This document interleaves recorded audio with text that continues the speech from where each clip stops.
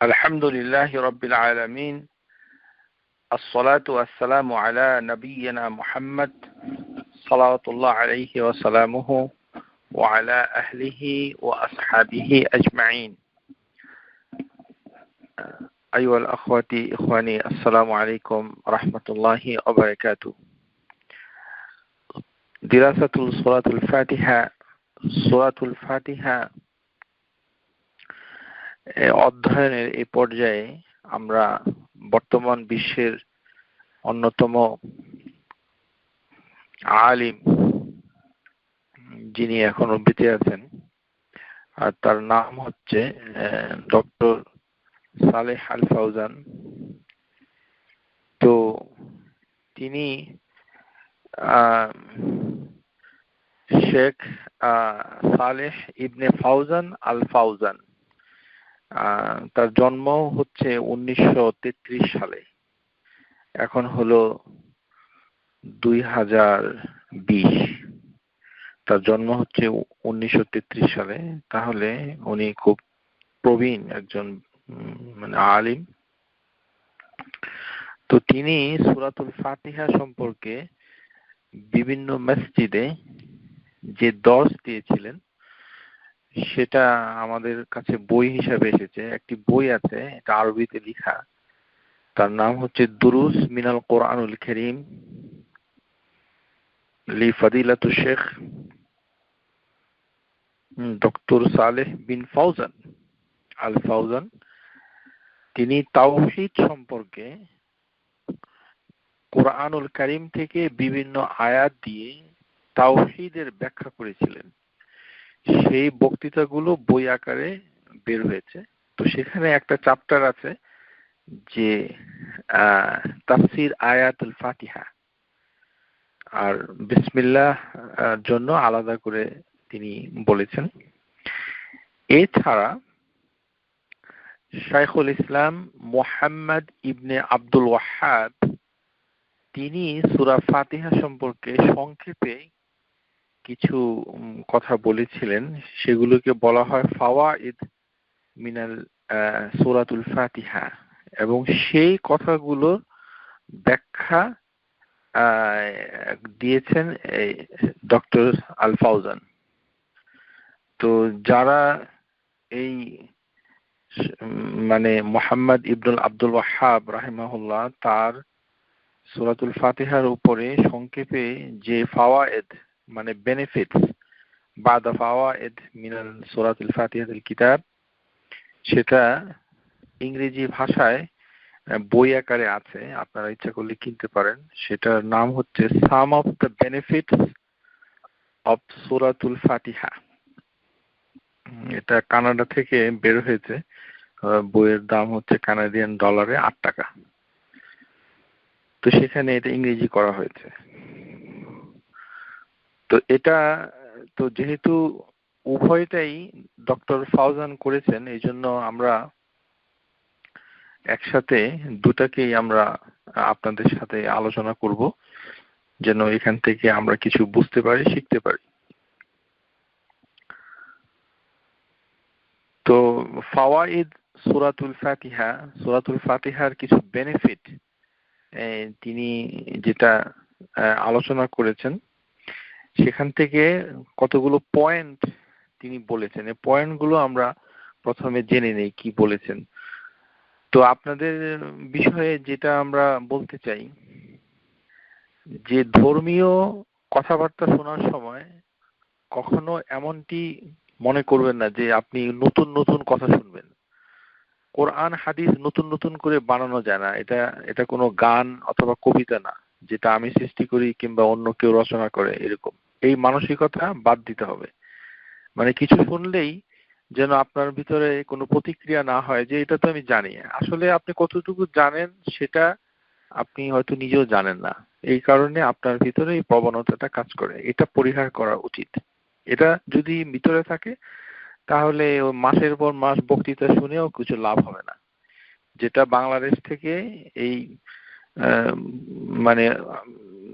যেটা আকীদা যেটা ছিল, নষ্ট আকীদা, সেটাই আপনার থেকে যাবে এবং ওটা নিয়েই আপনি টরন্টো আর নিউ ইয়র্কের কবরস্থানে কবরে যাবেন, এবং ওইটাতে মহা বিপদ আপনার জন্য অপেক্ষা করছে ইনশাআল্লাহ তাআলা। কেননা এটা হচ্ছে অত্যন্ত খারাপ আকীদা, যেটা কিভাবে নষ্ট হয়েছে সেটা আপনি বোঝার চেষ্টা করেননি, অথবা কেউ আপনাকে বুঝিয়ে দেয়নি, এই জন্য আপনার কাছে সেটা পরিষ্কার হয়নি। তো এই জন্য বলছি। তো শেখ ডক্টর ফাউজান তিনি সূরা ফাতিহার কতগুলো নাম দিয়েছেন এবং সেগুলো দলিলে আছে। একটি হচ্ছে যে ফাতিহা যেহেতু মুসহাফ, যেটা আমরা বলি মুসহাফুল করিম, এটা দিয়েই শুরু করেছেন। মানে এটা খোলা হয়, ফাতিহা মানে হচ্ছে খুলে দেওয়া। হ্যাঁ, তো আল ফাতিহা মানে এই কোরআনুল কারীম এর যে কপি মুসহাফ, এটা শুরুতে এই সূরাটা আছে। তারপরে নাম দিয়েছেন সাবাউল মাসানি, এটির দলিল কোরআনুল কারীমে আছে যে এটি 7টি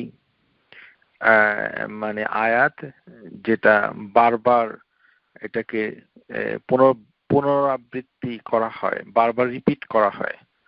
হ্যাঁ, ওল মাসানি, মাসানি হচ্ছে যে এটার অর্থ তিনি করেছেন আল মাসানি, যে এটি প্রত্যেক রাকাতে পড়তে হয়। এটি হচ্ছে ওনার ব্যাখ্যা। ডক্টর ফাউজানের ব্যাখ্যা থেকে কিছু কিছু জিনিস পাবেন যেটা নতুন, অন্য কেউ বলেনি। যেমন তিনি এই সূরাটাকে শুধু আল মাসানি বলেছেন, এটা অন্য স্কলাররা এভাবে বলেনি, উনি বলেছেন আল মাসানি। আর অন্যরা বলেছেন যেটা আল্লাহ বলেছেন যে সাবউল মাসানি, 7টি রিপিটেড ভার্স। আর তিনি বলেছেন যে আল মাসানি মানে যে প্রত্যেক রাকাতে এটা পড়া হয়, এটা হচ্ছে ওনার কথা।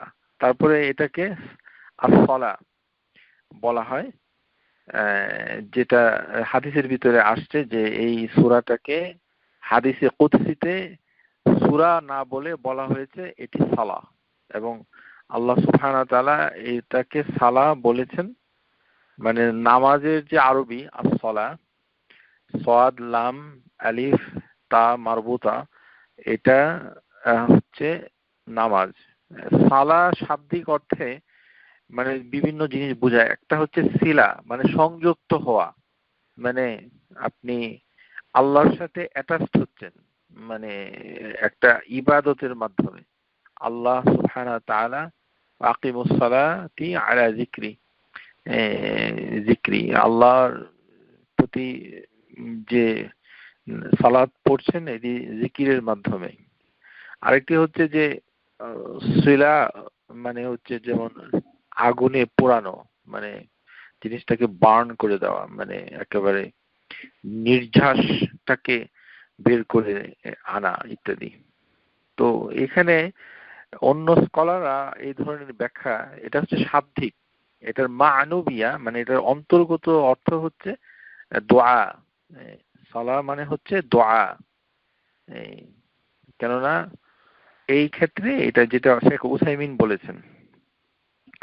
তারপর শেখ হাফিজাহুল্লাহ তিনি এই নামটি দিয়েছেন আল কাফিয়া।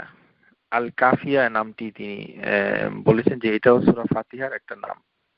আল কাফিয়া মানে সাফিশিয়েন্ট, মানে কাফিয়া মানে এটা যথেষ্ট, এর বেশি দরকার নেই, এটা তিনি বলেছেন। তারপরে বলেছেন রুকিয়া, এই সূরাটা আরেকটি নাম হচ্ছে রুকিয়া। তাহলে এই কতগুলো নামে মানে তিনি এটা বলেছেন, ফাতিহা, সাবাউল মাসানি, আল মাসানি, আস-সালাহ, আল কাফিয়া আর রুকিয়া। তারপর তিনি বলেছেন যে এই সূরার ভিতরে 3 ধরনের তাওহীদ রয়েছে: তাওহীদ রুবুবিয়্যা, তাওহীদ উবুদিয়্যা, তাওহীদ আসমা ও সিফাত। এই নামগুলোর সাথে পরিচিত হতে হবে। এটা আপনাকে কিছু করতে হবে না। মানে আমরা যখন তাওহীদের নাম শুনি তখন, কারণ আমাদের বাংলাদেশে ধর্মের ধারণাটা হলো কিছু করতে হবে, মানে কোনো কিছু বললে হুজুর এটা করতে বলেছে, উযু করতে হবে, নামাজ পড়তে হবে, গাছ থেকে লাফ দিতে হবে, জানালা থেকে উকি দিতে হবে, মাছ রান্না করতে হবে, সব কিছু করতে হয় না। কিছু জিনিস আছে আপনাকে ধারণ করতে হবে, আপনার অন্তরের ভেতরে ধারণ করতে হবে, আপনার বুঝ, আপনার আন্ডারস্ট্যান্ডিং এটাকে পরিষ্কার করতে হবে। কলবে সালিম, আপনার অন্তর যদি পরিষ্কার না হয় তাহলে বিপদ। কেননা আল্লাহ সুবহানাহু ওয়া তাআলা লিকায়ে রাব্বি, আল্লাহ তার সাথে সাক্ষাৎ করবেন যিনি অন্তর, একটি সুন্দর অন্তর নিয়ে আসবে, কলবে সালিম। এটা এমনি এমনি হবে না, শুধু জিম মেরে থাকলে হবে না, এটা আপনাকে বুঝতে হবে। তাওহীদ রুবুবিয়্যাহ মানে আল্লাহ যে একটা রব, এই রুবুয়তের তাওহীদ, তো এটা বুঝতে হবে হচ্ছে আল্লাহ সুবহানাহু ওয়া তাআলা যেভাবে তার কিতাবে বর্ণনা করেছেন ওটার ভিতর থেকে এটা বুঝতে হবে। উবুদিয়া এটাকে অন্য আরেকটি শব্দে উলুহিয়া বলা হয়, যে ইবাদত যে করা হচ্ছে সেটি একমাত্র আল্লাহ আযজা ওয়া জাল এটার জন্য করা হচ্ছে। এই ইবাদতের মাঝখানে কিংবা এটার সাথে অন্য কেউ নাই, অন্য কিছু নাই, অথবা অন্য কোনো ধারণা নাই ইত্যাদি। তারপর হচ্ছে আল্লাহর নাম এবং তার গুণ, নাম এবং গুণগুলোর একটা তাওহীদ রয়েছে যেটি আল্লাহ আযজা ওয়া জাল কোরআনুল কারীম এবং সহিহ হাদিসের ভিতরে এসেছে। এই গুণাবলী বর্ণনা করা হয়েছে। ঠিক সেভাবে আমের নামটা আম, এটা গুণাগুণ আপনার কাছে পরিষ্কার, সুতরাং আমকে কাঁঠাল বলে ডাকা যায় না, তাহলে আমের উপরে জুলুম করা হয়।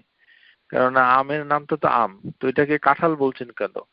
অথবা আম না বলে বলছেন আমলকি, তো আমলকি তো আর আম এক না, তো এই নামটার পরিবর্তন হয়ে যাচ্ছে, মানে আপনি নামটাকে অস্বীকার করছেন। এটাকে তাতিল বলা হয়, তাতিল। হ্যাঁ, মুআত্তিল মানে মানে কোনো ব্যক্তি যদি আল্লাহর নামকে অস্বীকার করে, কে করে? করে আমরাই করি, বাংলাদেশের লোকরাই তো করে, বেশি করে। সেটা তো আপনি বোঝেন না দেখে জানেন না, এই কারণে আপনার তাওহীদ যে নষ্ট হয়ে সর্বনাশ হয়ে গেছে সেটা আপনার ধারণার ভিতরে নাই না। তারপরে হচ্ছে তার গুণ, তার গুণগুলোকে মানে যেভাবে বর্ণনা এসেছে ঠিক সেভাবে এটা জানতে হবে এবং মানতে হবে। এই তিনটি এটা ফাতিহাতে এসেছে। তারপরে শেখ হাফিজাহুল্লাহ তিনি বলেছেন যে সূরা ফাতিহাতে দুই ধরনের মানে এটা উনি একবার বলেছেন যে কুল্লুহা দুআ, এই সূরাটা পুরোটাই হচ্ছে একটা দোয়া। দোয়া যেটা আমরা বাংলাদেশেও আমরা দোয়াই বলি, দোয়া মানে প্রার্থনা। আমাদের মাথার ভিতরে কাজ করে হচ্ছে দোয়া বললেই হাত তুলতে হবে, দোয়া বললে মোনাজাত বুঝে অনেকে, এটাও অশুদ্ধ। মোনাজাত দোয়া এক নয়, কোনটা কি এটা বোঝার চেষ্টা করুন। মোনাজাত হচ্ছে আপনি যখন কোনো মানুষকে বাদ দিয়ে একাকী নিজে বিড়বিড় করে মানে আল্লাহর উদ্দেশ্যে যে কথাগুলো বলেন, সেটা বাংলায় বলেন অথবা আরবিতেই বলেন, ওটা হচ্ছে মুনাজাত। মুনাজাত, হ্যাঁ, মুনাজাত মানেই হলো চুপে চুপে কথা বলা, এই শব্দ থেকে এসেছে। হ্যাঁ, ইউনাজি ইউনাজি রব্বাহু, হাদিসে এসেছে যে বান্দা যখন নামাজ পড়ে তখন ইউনাজি, সে চুপে চুপে কথা বলে, তো ফিস ফিস করে মানুষ কথা বলে। এটা এটা এটাই হচ্ছে মুনাজা, মুনাজা বলে আর কি। বাংলাদেশে হলো বুঝেছে উল্টা, যে আখেরি মোনাজাত, এখানে চিৎকার করে মাইকে কান্নাকাটি করে মানুষ শুনে, এগুলিকে বলে নাম দিয়েছে মোনাজাত। ওটা মোনাজাতের নামে একটা কলঙ্ক। মোনাজাত বলতে এটা বুঝায় না, মোনাজা। দোয়া হচ্ছে এগুলোর বাংলা করা মুশকিল। আরেকটা বিষয় হচ্ছে সবকিছুর বাংলা করতে যাবেন না, কারণ বাংলা করতে গেলে সর্বনাশ হবে এই কারণে। তো সবকিছুকে অনুবাদ করা ঠিক নয়। দোয়া দোয়া এটার কোনো মানে বাংলা নাই, প্রার্থনা বোঝায় না। তো দোয়া, কিন্তু দোয়াটাকে শেখ হাফিজাহুল্লাহ ডক্টর ফাউজান তিনি বলেছেন যে সূরা ফাতিহার পুরোটাই দোয়া, কিন্তু এই দোয়াটা দুই প্রকারের দোয়া এখানে এসেছে। একটি হচ্ছে দোয়াউল ইবাদা, দোয়াউল দোয়াউল ইবাদা, আরেকটা হচ্ছে দোয়াউল মাসআলা, মাসআলা সাআলা থেকে এসে সা সিন মাসআলা, একটা হামজা আছে মাসআলা, হ্যাঁ, পরে হচ্ছে তা মারবুত। মাসআলা মানে হচ্ছে যেটা আমরা রিকোয়েস্ট করি, অনুরোধ করছি, আল্লাহর কাছে তলব করছি, হ্যাঁ, চাইতেছি, এটাকে বলা হয় মাসআলা। আর দোয়াউল ইবাদা হচ্ছে এটা বলাটাই হচ্ছে একটা ইবাদাত, এখানে আর কিছু নাই, এখানে আর কিছু নাই। তার মানে পুরো দোয়াটাই ইবাদাত, দোয়া মানেই হচ্ছে ইবাদা। আর দোয়াউ ওয়াল ইবাদা, এটা হাদিস, এই হাদিসটা সহিহ। যে কোনো ধরনের দোয়া এটা ইবাদাত। তাহলে এই দোয়ার ভিতরেও একটাকে বলা হচ্ছে দোয়াউল ইবাদা, মানে এই দোয়াটা ইবাদতেরই ব্যাখ্যা, আর কোনো ব্যাখ্যা নাই। তো ওই দোয়াটা কতটুকু পর্যন্ত? ওই ইয়াকা না'বুদু ওয়া ইয়াকা নাস্তাইন এই পর্যন্ত, আলহামদু থেকে শুরু করে নাস্তাইন পর্যন্ত হচ্ছে দোয়াউল ইবাদা, এতটুকু। তখন আপনি এতটুকু পড়লে আপনাকে হাত তুলতে হবে না। যে কোনো দোয়া যেগুলো আল্লাহর প্রশংসা করা হয়, অথবা আল্লাহ সুবহানাহু ওয়া তাআলার কাছে এমন কিছু বলতে হয় যেগুলো হাদিসের ভিতরে এসেছে, অথবা সহিহ দোয়ার ভিতরে নস হিসেবে এসেছে, সেটা যখন আপনি পড়েন তখন আপনাকে হাত তুলতে হয় না। এটাকে বলা হয় দোয়াউল ইবাদা। যেমন ভাত খাওয়ার পর যে দোয়া আপনি করেন, সেটা আপনাকে হাত তুলতে হবে না, কেননা সেই দোয়া হাত তোলার কিছু নাই। এখানে অনেকে আছে হাত তোলে, হাত তোলা যাবে না। কথাবার্তায় শুধু হাত তোলার এই ব্যবসা বন্ধ করতে হবে, কেননা এটা শরীয়ত বিরোধী, আকীদা বিরোধী। তার মানে হচ্ছে আপনি যে কাজটা করছেন বুঝে করছেন না। আজানের পরের দোয়া, এটি হচ্ছে দোয়াউল ইবাদা, এখানে হাত তোলা যাবে না। কারণ হাত তুলতে গেলে পশ্চিমমুখী হতে হয়, একটা বিষয় রয়েছে। আরেকটি হচ্ছে যে হাত তুললে হাতটা কিভাবে তুলছেন, কতটুকু, দুইটা হাত একত্র আছে কিনা, হাতের অবস্থানটা কোথায়, বুকের সামনে আছে কিনা, উপরে আছে কিনা, ইত্যাদি। হ্যাঁ, হাতের হাতের তালুটাকে দাঁড়া করিয়ে রেখে তাও দুই হাত মানে এরকম ফাঁক করে, মানে এই ধরনের এই কর্ম কৌশল, এগুলো দলিল বিরোধী। দুই হাত একত্র করতে হয়, কিন্তু সেটা হচ্ছে যে দোয়াগুলো আল্লাহর কাছে চাচ্ছেন সেই দোয়াতে হাত তুলতে হয়। তো ওই যেটা আল্লাহর কাছে চাওয়া হয়, তলব করা, রিকোয়েস্ট করা হয়, সেটিকে বলা হয় দোয়াউল মাসআলা। এটা শুরু হয়েছে সূরা ফাতিহাতে ইহদিনাস সিরাতাল মুস্তাকিম থেকে শুরু করে ওয়ালাদ-দাল্লিন পর্যন্ত। তাহলে সূরা ফাতিহা ভিতরে দুইটি দোয়া রয়েছে। একটি হচ্ছে দোয়াউল ইবাদা, এটি হচ্ছে ইয়াকা নাস্তাইন এই পর্যন্ত। আর ইহদিনাস সিরাত এখান থেকে শুরু করে ওয়ালাদ-দাল্লিন পর্যন্ত হচ্ছে দোয়াউল মাসআলা।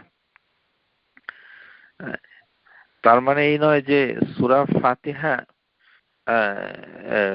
মানে আপনি কবরের কাছে গিয়ে পড়বেন। এটা আমাদের দেশে চালু আছে যে কবরের কাছে গিয়ে সূরা ফাতিহা পড়া হয়।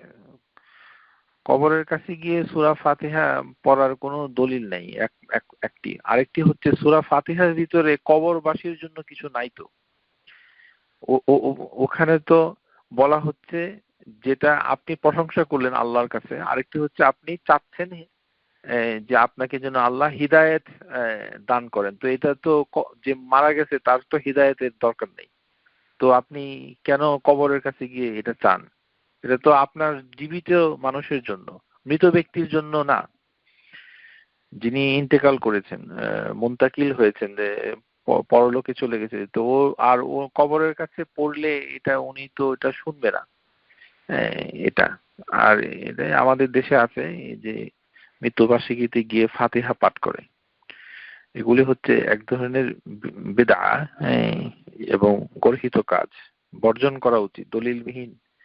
এটা যেখানে সূরা ফাতিহা পড়ার কথা নামাজের ভিতরে সেখানে চুপ করে থাকে, কিছু বলে না, আর যেখানে পড়ার কথা না সেখানে গিয়ে আপনি পড়ছেন।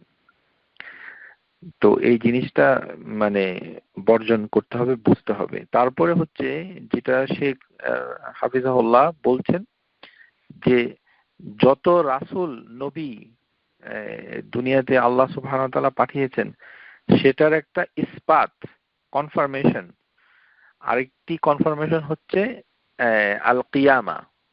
দুইটি ইসবাত, ইসবাত ইসবাত মানে কনফার্মেশনস। এটা এটাকে সত্যায়ন করেছেন, প্রতিষ্ঠা করেছেন, কনফার্ম করেছেন। দুটো বিষয়ে সূরা ফাতিহাতে কনফার্ম হয়েছে যে সমস্ত নবী রাসূলদের মানে মেসেজ কি ছিল, এটা সূরা ফাতিহার মাধ্যমে প্রতিষ্ঠিত হয়েছে। কি মেসেজ ছিল? উ'বুদুল্লাহ, আল্লাহর ইবাদত করতে হবে, এটাই প্রথম, এবং এটাই সূরা ফাতিহাতে এসেছে।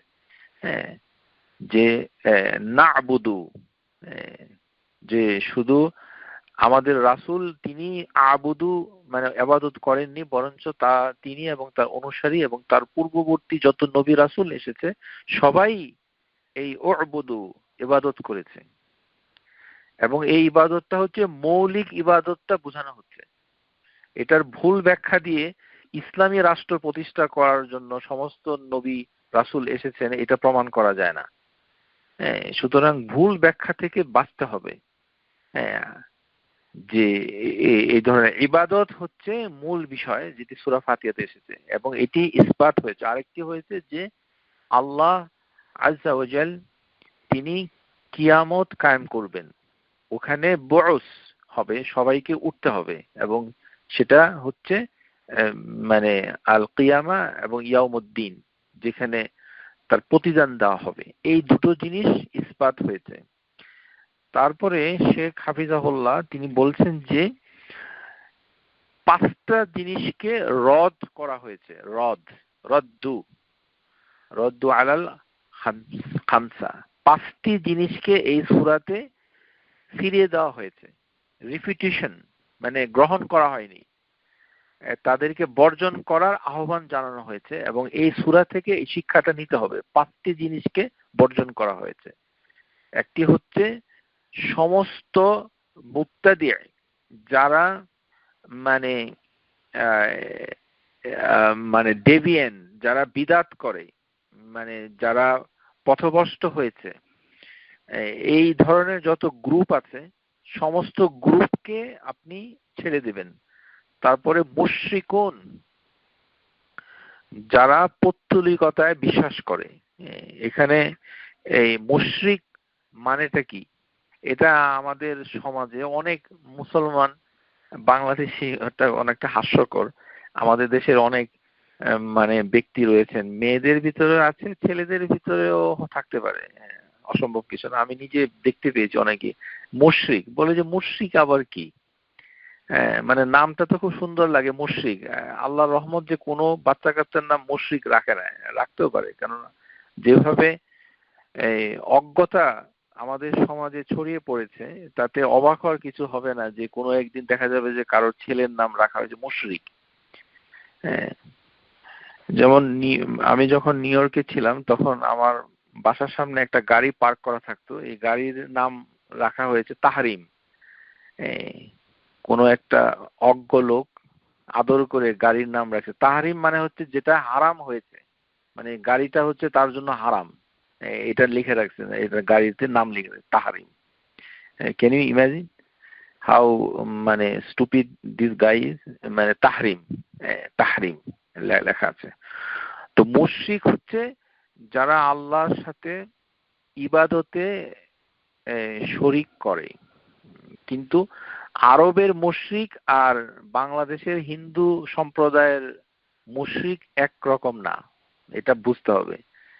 মানে আরবের মুশরিকরা আল্লাহ বিশ্বাসী, কিন্তু আসনাম গুলো, ওই মূর্তিগুলোকে মানে তারা ইবাদতে শামিল করত, কারণ লিউকাররিবুনা ইলাল্লাহি জুলফা, কারণ ওই মূর্তিগুলোর মাধ্যমে আল্লাহর নৈকট্য লাভে তারা সাহায্য করে, এই কারণে। কিন্তু আল্লাহ ইবাদত করে, মূর্তিগুলো সাথে থাকলে ইবাদতে মনটা বসে, এই হচ্ছে। আর বাংলাদেশি হিন্দু যেটা, সেটি হচ্ছে সনাতন ধর্ম। এই ধর্মের প্রতিষ্ঠাতা কেউ নাই। এই ধর্মের ভিতরে ঈশ্বরে বিশ্বাসীও আছে, ঈশ্বরে বিশ্বাসী নাও আছে। ঈশ্বর বিভিন্ন অবতারের সাথেও থাকে, অবতারের নানান ধরনের, মানে এটা একটা উইয়ার টাইপ অফ মানে ধর্ম চর্চা, যেটার কোনো প্রতিষ্ঠাতা নাই। এবং এই ধর্ম যারা চর্চা করেন তাদের কোনো নির্দিষ্ট কোনো বইপত্র অথবা ঐশী কোনো গ্রন্থ এগুলো নাই।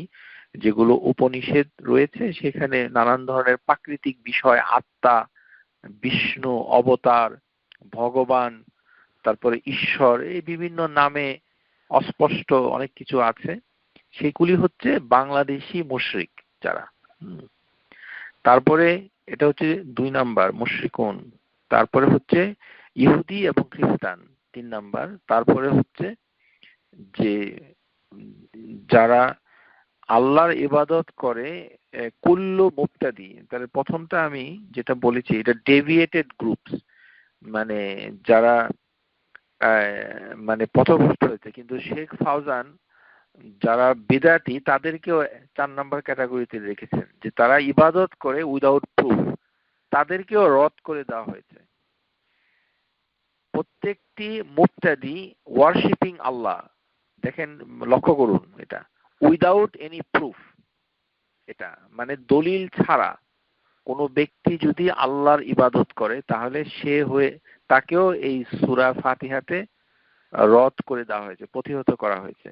এটার একটা প্রকৃষ্ট দলিল হচ্ছে আমাদের ইন্ডিয়া, পাকিস্তান, বাংলাদেশে মসজিদে গিয়ে দেখবেন যে কিছু লোক আছে কোরআন হাতে নিয়েই সিজদা দেয়, মানে সিজদা দিয়ে দোয়া করে। এই ধরনের সিজদা শরীয়তে নাই। এটা কার ইবাদত করে সে? কোনো কথা নাই, বার্তা নাই। এটা একটা কোরআনের একটা আয়াত পড়লো, সেটা পড়ে সিজদা দিচ্ছে, ওইটা কিন্তু সিজদার আয়াতও না, ইত্যাদি। তাছাড়া মানে এমনিও সিজদা দিয়ে দোয়া করে, সিজদা দিয়ে দোয়া করার কোনো দলিল নেই। তার মানে দলিল ছাড়া যদি কোনো ইবাদত কেউ করে, আপনি আল্লাহর কাছে দোয়া করবেন শেষ রাতে উঠে কিংবা দুপুর বেলা, রাতের বেলা, যেখানেই আপনি দোয়া করতে চান, সেটা তো আপনি দোয়ার উদ্দেশ্যে একটি সিজদা আপনি দিতে পারেন না। এটা তো দলিল নাই যে আল্লাহর রাসূল সাল্লাল্লাহু আলাইহি সাল্লাম অথবা তার সাহাবী সিজদা দিয়ে দোয়া করতো, এটা আছে নাকি কোথাও? নাই। তাছাড়া মসজিদে গিয়ে কিছুক্ষণ পর পর সিজদা দেওয়া, এটা এটা এটা অবশ্য আমাদের সমাজে নাই, এটা আল্লাহর রহমত। উর্দু এবং পাকিস্তানিদের কাছ থেকে এই বিদআতটা, এটা আমি খুবই কিউরিয়াস যে এই বিদআতটা এখনো পর্যন্ত আমাদের সমাজে আসেনি। এটা সামহাও আল্লাহ আমাদেরকে প্রটেক্ট করেছে। এটা যারা এটা করে তারা হয় ইন্ডিয়ান অথবা পাকিস্তানি। মক্কাতে গেলেও করবে, আপনার পাশের মসজিদে গেলেও করবে। আপনি লক্ষ্য করবেন যে কিছুক্ষণ পর পর সে সিজদা দেয় ফর নো রিজন। হ্যাঁ, এবং তার ধারণা হচ্ছে যে দোয়া করতে হবে। তাহলে এই যে কাজটা করছে এটি হচ্ছে বেগাইরে দালিল, দালিল ছাড়া। তাহলে উবুদুল্লাহ, সে আল্লাহর ইবাদত করছে এবং সে হচ্ছে একজন মুবতাদি, অর্থাৎ বিদআ করছে। এটাকেও রদ করা হয়েছে। তারপরে হচ্ছে উলামা অফ দালাল, মানে স্কলার অফ মিসগাইডেন্স। স্কলার অফ মিসগাইডেন্স, যে সকল স্কলার জ্ঞান অর্জন করেছে কিন্তু মানুষকে মিসগাইড করে, এই 5 প্রকার লোকদেরকে এই সূরাতে রদ করে দেওয়া হয়েছে বলে ডক্টর ফাউজান তিনি বলেছেন। তারপরে তিনি বলেছেন যে ইবাদতের 3টি আরকান, রোকন, 3টি রোকন, ইবাদতের রয়েছে 3টি রোকন এই সূরাতে এসেছে। একটি হচ্ছে হুব্বুন, মানে ভালোবাসা যেটি আল্লাহর প্রতি। তারপরে হচ্ছে রাজা, অর্থাৎ হোপ, আশা। আর হচ্ছে আল খাউফ, ভয়। এটি হচ্ছে তিনটি, এই তিনটার সমন্বয়ে হচ্ছে ইবাদতের রোকন। মানে যে কোনো একটা যদি আপনার নষ্ট হয়ে যায় তাহলে ইবাদতটা নষ্ট হয়ে যাবে। আর এটার জন্য প্রয়োজনীয় জ্ঞান এই সূরা ফাতিহাতে এসেছে। তারপরে শেখ হাফিজাহুল্লাহ তিনি বলছেন যে এই সূরাতে দুই ধরনের হিদায়ার কথা বলা হয়েছে। দুই ধরনের হিদায়াত, দুই ধরনের। একটাকে বলা হচ্ছে হিদায়াতুদ দালালা ওয়াল আমর, আরেকটা হচ্ছে হিদায়াতুল নাজাহ ওয়াল ইরশাদ। আমি আবারও বলছি, এটি হচ্ছে ডক্টর সালেহ আল ফাওজানের ব্যাখ্যা, এটা কিন্তু অন্যদের সাথে মিলবে না। এই জন্য সতর্ক করে দিচ্ছি, সবগুলো একরকম না কিন্তু। Apple and orange are not the same. তিনি যেভাবে ব্যাখ্যা করেছেন, তাহলে তার মতে এই সূরাতে রয়েছে দুই ধরনের হিদায়া। একটি হচ্ছে হিদায়াতুদ দালালা এন্ড এটার দালালা ওয়াল আমর, অর্থাৎ দালালা মানে হলো যাকে পথ দেখানো হচ্ছে, নির্দেশনা বাংলাতে যেটা বলা হয়।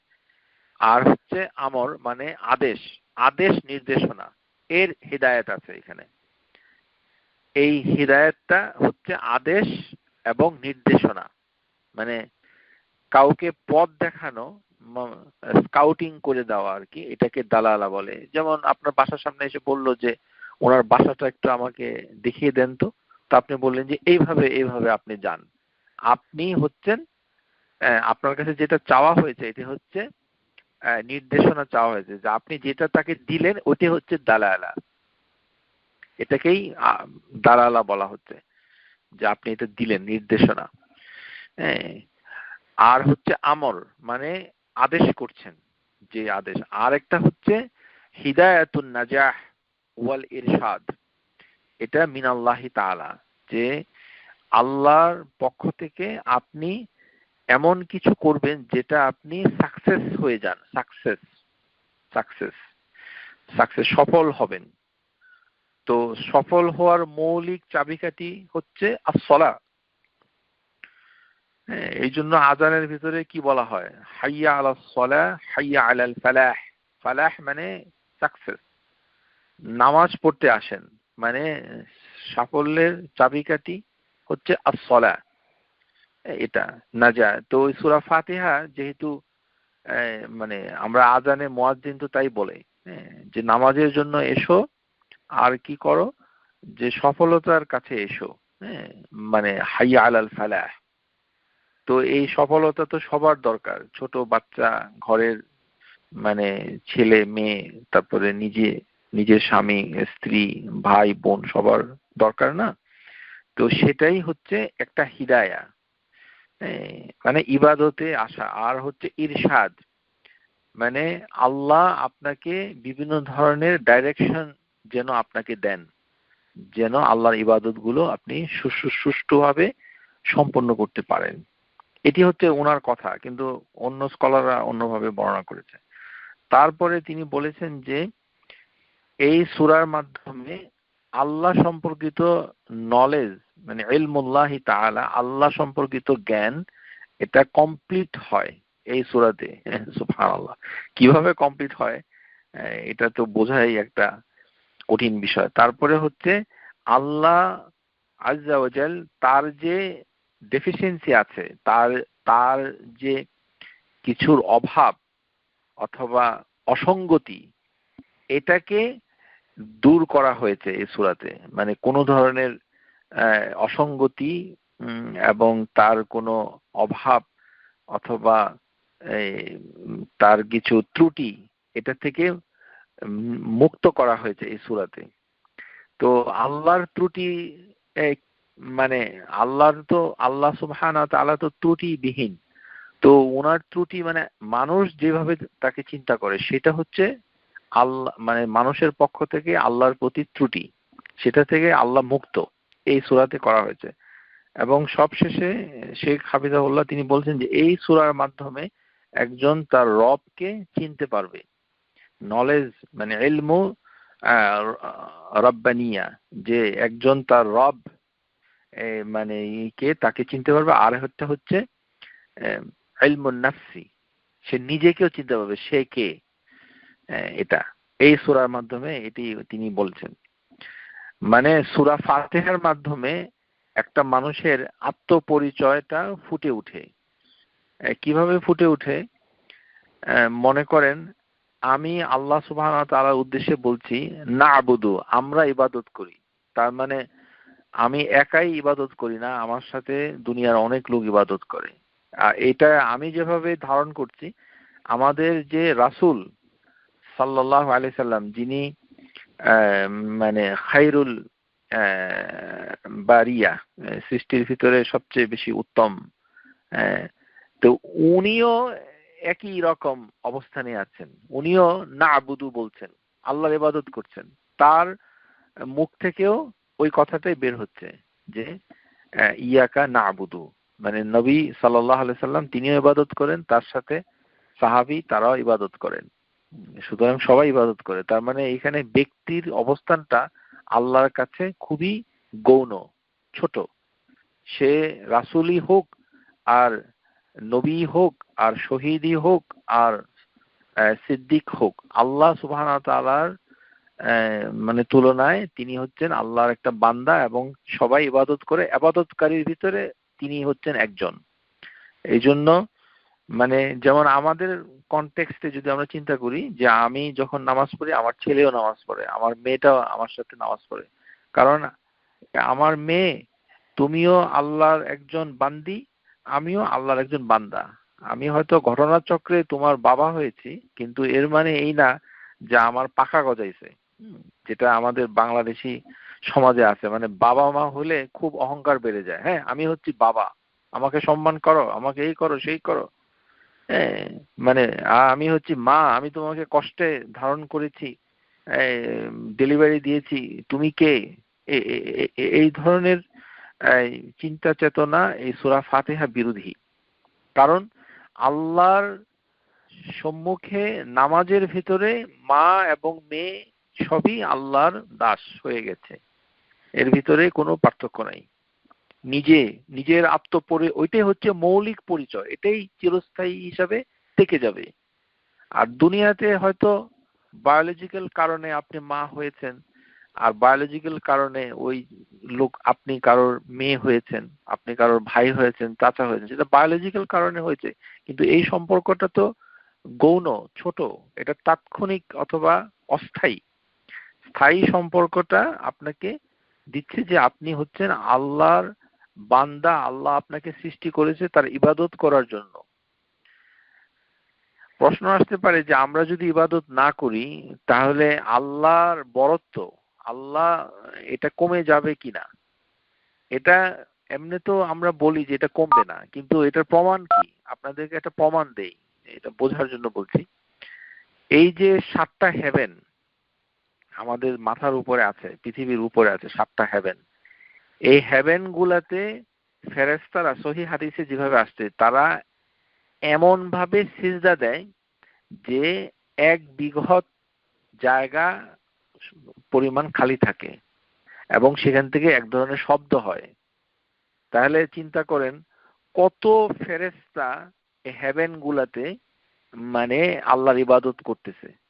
তারপরে এই যে বাইতুল মামুর, যে ঘরটি আছে দুনিয়ার হেভেনে, সামাদ দুনিয়া, সেখানে তাওয়াফের ক্ষেত্রে হাদিসে এসেছে যে যে ফেরেশতা একবার তাওয়াফ করে গেল ওই ঘরটাকে, সে আর এইটাকে তাওয়াফ করার সুযোগ পাবে না কিয়ামতের আগ পর্যন্ত। মানে এত এত সংখ্যক ফেরেশতা, তাহলে তারা আল্লাহর ইবাদত করছে। এই জন্য পৃথিবীতে মুসলমানের সংখ্যা যদি কমে যায়, এটা টোটাল যে ইবাদতকারী ফেরেশতা, তারপরে মানে অন্য জিন ইনসান সব মিলিয়ে সংখ্যা কিন্তু খুব কম। তার মানে আল্লাহর ইবাদতটা হচ্ছেই, শুধু অল্প কিছু বাদ যাচ্ছে। তো অল্প, যেখান থেকে একটা বিশাল পুকুর থেকে 1 চামচ পানি নিলে সেই পুকুরের পানিটা তো পানি থেকে যায়, সেখানে এটার কমতিটা বোঝা যায় না। তেমনি সারা পৃথিবীতে কিছু নাস্তিক অথবা মুশরিক অথবা কিছু লোক যদি আল্লাহর ইবাদত না করে, কথার কথা, কিন্তু তাতেও আল্লাহর ইবাদতকারী সংখ্যা কমছে না। কমছে না কেন কমছে না? যে হেভেন গুলোতে মানে অগণিত, মানে কত সংখ্যা আল্লাহ ভালো জানে, কিন্তু তারা ইবাদত করছে, কন্টিনিউয়াসলি ইবাদত করছে। হ্যাঁ, মানে তারা তাওয়াফ করছে, তারপরে তসবিহ করছে, এইভাবে দলিল রয়েছে। এটা তার মানে আমি তাদের একজন ইবাদতকারী, আর আমার রব হচ্ছেন আল্লাহ। আমার রব হচ্ছেন আল্লাহ। ওইখান থেকে রুবুবিয়া, মানে আমার যে রব তিনি করেন, সেটা এই নলেজটা এই সূরা ফাতিহাতে এসেছে। এখন আমরা এগুলোর পয়েন্টগুলো আবার আমরা একটু আলোচনা করব ইনশাআল্লাহ। আমাদের সাথে আপনি থাকুন। তো এটা বোঝার জন্য এই জন্য বলছি যে রুবুবিয়া, এই আলোচনা আপনারা বিরক্ত হবেন না প্লিজ। এটা আমাদের একটা দুর্ভাগ্য যে ভালো জিনিস তাওহীদ, যেটা আপনার আমার আমার সন্তানের আমার সমাজের সবার দরকার ছিল, সেটাই আমরা শুনতে চাই না, আমরা বোর্ড হয়ে যাই। এটা দুঃখজনক। তো এটা বোর হওয়া যাবে না, এটা কঠিন, কিন্তু রসকস কোনো গল্প কিচ্ছা নাই, কিন্তু বোঝার চেষ্টা করতে হবে। তাওহীদ রুবুবিয়া, রুবুবিয়ার ভিতরে মানে আমরা সংক্ষেপে আলোচনা করব, বিস্তারিত না। বিস্তারিতর জন্য আপনারা বই কিনে এগুলো পড়তে পারেন। হ্যাঁ, তাওহীদ এর উপরে অনেক বই এখন বাংলাদেশের বাজারে পাওয়া যায়, সেগুলো কিনে পড়তে পারেন। কিন্তু আমরা সংক্ষেপে যেটা বলতে চাচ্ছি সেটি হচ্ছে যে রুবুবিয়াটা বোঝার জন্য তিনটা জিনিস যদি বুঝতে পারেন সংক্ষেপে, তাহলে আপনার রুবুবিয়াটা মানে আপনার ভিতরে একটা বুঝ চলে আসবে। একটা হচ্ছে যে সৃষ্টি যে হচ্ছে, সেটাতে আল্লাহ আজ্জা ওয়া জাল তিনি একাই সৃষ্টি করেন, অন্য কেউ এই কাজের সাথে জড়িত না। মৌলিকভাবে যিনি সৃষ্টি করেন, মানে ভাইরাস অথবা একটা যন্ত্র, সেটা তো মৌলিকভাবে আমরা সৃষ্টি করি না, আমরা একটা উপাদানকে রূপান্তর করি। কিন্তু আমাদেরকে আল্লাহ সৃষ্টি করেছেন যখন আমরা কিছুই ছিলাম না, সেখান থেকে সৃষ্টি করেছেন। আর আরেকটি বিষয় হচ্ছে সৃষ্টির যে আল্লাহর একত্ব, এটা বোঝার আরেকটা ইয়ে হচ্ছে যে আল্লাহ নিজেকে নিজে সৃষ্টি করেনি। কতগুলো মানে মূর্খ বাংলাদেশি, মানে মানে দুষ্ট প্রাণ বলা যেতে পারে, এগুলো বিভিন্ন বইপত্র পড়ে এগুলো বলে যে আল্লাহ নিজেই নিজেকে সৃষ্টি করেছে। আউযুবিল্লাহি মিনাশ শাইতানির রাজিম, ওয়ালিয়াযু বিল্লাহ। আল্লাহ সুবহানাহু ওয়া তাআলাকে কেউ সৃষ্টি করেনি, কারণ তিনি হচ্ছেন কি আল আউয়ালু, তিনি প্রথম, আর হুয়াল আখিরু, তিনি শেষ। তার মানে তার আগেও কিছু নাই, তারপরেও কিছু নাই। তো উনি আল্লাহ, তো তাকে সৃষ্টি করবে কে? সৃষ্টি একটা অ্যাকশন, একটা কর্ম, কাজ। তো এই কাজের উৎসই হচ্ছেন আল্লাহ, সুতরাং তিনি হচ্ছেন এটার উৎস, সুতরাং তাকে কে সৃষ্টি করবে? আপনি একটা কম্পিউটারের রবট মানে সৃষ্টি করলেন, তো রবট আপনাকে প্রশ্ন করতে পারে যে তোমাকে কে সৃষ্টি করেছে, তখন আপনি বলবেন যে আমাকে আল্লাহ সৃষ্টি করেছে ইত্যাদি, রবটটা আপনি সৃষ্টি করেছেন। এই তো আল্লাহ সুবহানাহু ওয়া তাআলা সূরা ফাতির হাল মিন খালিকিন গায়রুল্লাহ, আল্লাহ ছাড়া কি কোনো স্রষ্টা আছে? ইয়ারযুকুহুম মিনাস সামাই ওয়াল আরদি লা ইলাহা ইল্লা হু, যে হেভেন এবং জমিনে তোমাদেরকে আল্লাহ রিজিক প্রদান করে। এই যে সৃষ্টি, এখান থেকে সৃষ্টিকর্তা, এটার আরবি হাদিসের নাম হচ্ছে আল খালিক, অথবা খাল্লাক, এই নামটা এসেছে। কিন্তু এই নামে আল্লাহ সুবহানাহু ওয়া তাআলা কে ডেকে কোনো কাজ শুরু করতে পারবেন না। বিসমি খাল্লাক এভাবে বলা যাবে না, যেটা বাংলাদেশের লোক এখন শুরু করেছে, এই দুষ্টামি। দুষ্টামি মানে কি, এটা এক ধরনের শয়তানি। সৃষ্টিকর্তার নামে শুরু করেছি, সৃষ্টিকর্তার নামে শুরু করেছি, এই কথাটার আরবি কি হবে? আবদাউ মিন ইসমি খালক, খালিক, I started with the name of Al Khaliq। এটা এটা না আছে বিসমিল্লাহতে, না আছে কোরআনে, না আছে হাদিসে। এটা আছে শয়তানদের কাছে। আর এই শয়তানের এই মানে দোসরগুলো সমাজে আপনাদের সাথেই আছে, বাসাতেই আছে, আপনার বাসায় আছে। দেখেন, এটা বিশ্বাস করে সৃষ্টিকর্তার নামে শুরু করেছি। সৃষ্টিকর্তার নামে কোনো কিছু শুরু করার কোনো দলিল নেই।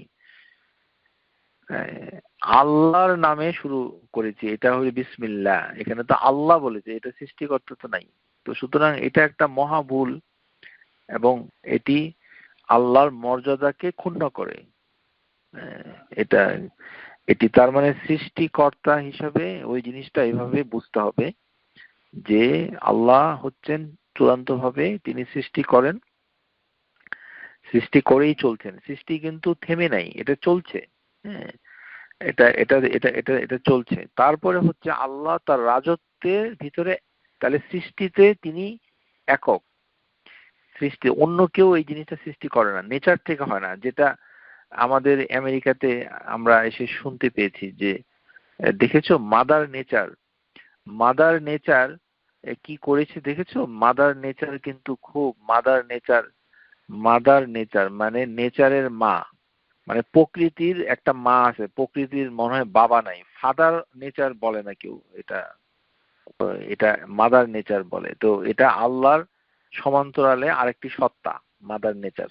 মাদার নেচার কিছু বলছে, তো এটা এই দেশে আছে, এটা আমাদের বাংলাদেশে নাই। তো এটা হচ্ছে তাওহীদ রুবুবিয়া হবে না। হ্যাঁ, এটা এটা তাওহীদ রুবুবিয়ার পরিপন্থী। মানে এগুলো জানতে হবে যে না, একমাত্র আল্লাহই এটা করছেন এবং অন্য কেউ করে। আর এটা অটোমেটিক হচ্ছে না, এটা জিনিসটা অটোমেটিক হচ্ছে না, কেউ না কেউ এটাকে সৃষ্টি করেছে। এটাই হচ্ছে মৌলিকভাবে রুবুবিয়ার অংশ। এবং এই সৃষ্টির এই রূপ মানে সৃষ্টির কথাটাকে শয়তান মেনে নিয়েছে। এই জন্য যারা বেশি সৃষ্টিকর্তা বলে তারা শয়তান থেকেই উদ্দীপনা নিয়ে হয়তো এটা শুরু করেছে। কেননা আল্লাহ সুবহানাহু ওয়া তাআলা যখন শয়তানকে জিজ্ঞাসা করেছে, ইবলিস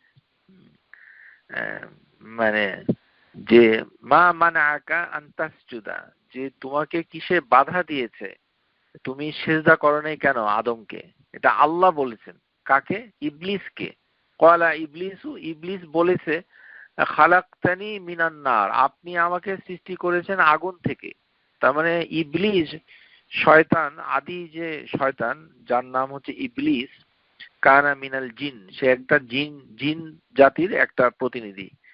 হ্যাঁ, তো উনি শেষ ইবলিস বলছে যে হে আল্লাহ, আপনি তো আমাকে আগুন দ্বারা সৃষ্টি করেছেন। তার মানে সৃষ্টিকর্তা হিসাবে ইবলিস আল্লাহকে মেনে নিয়েছে।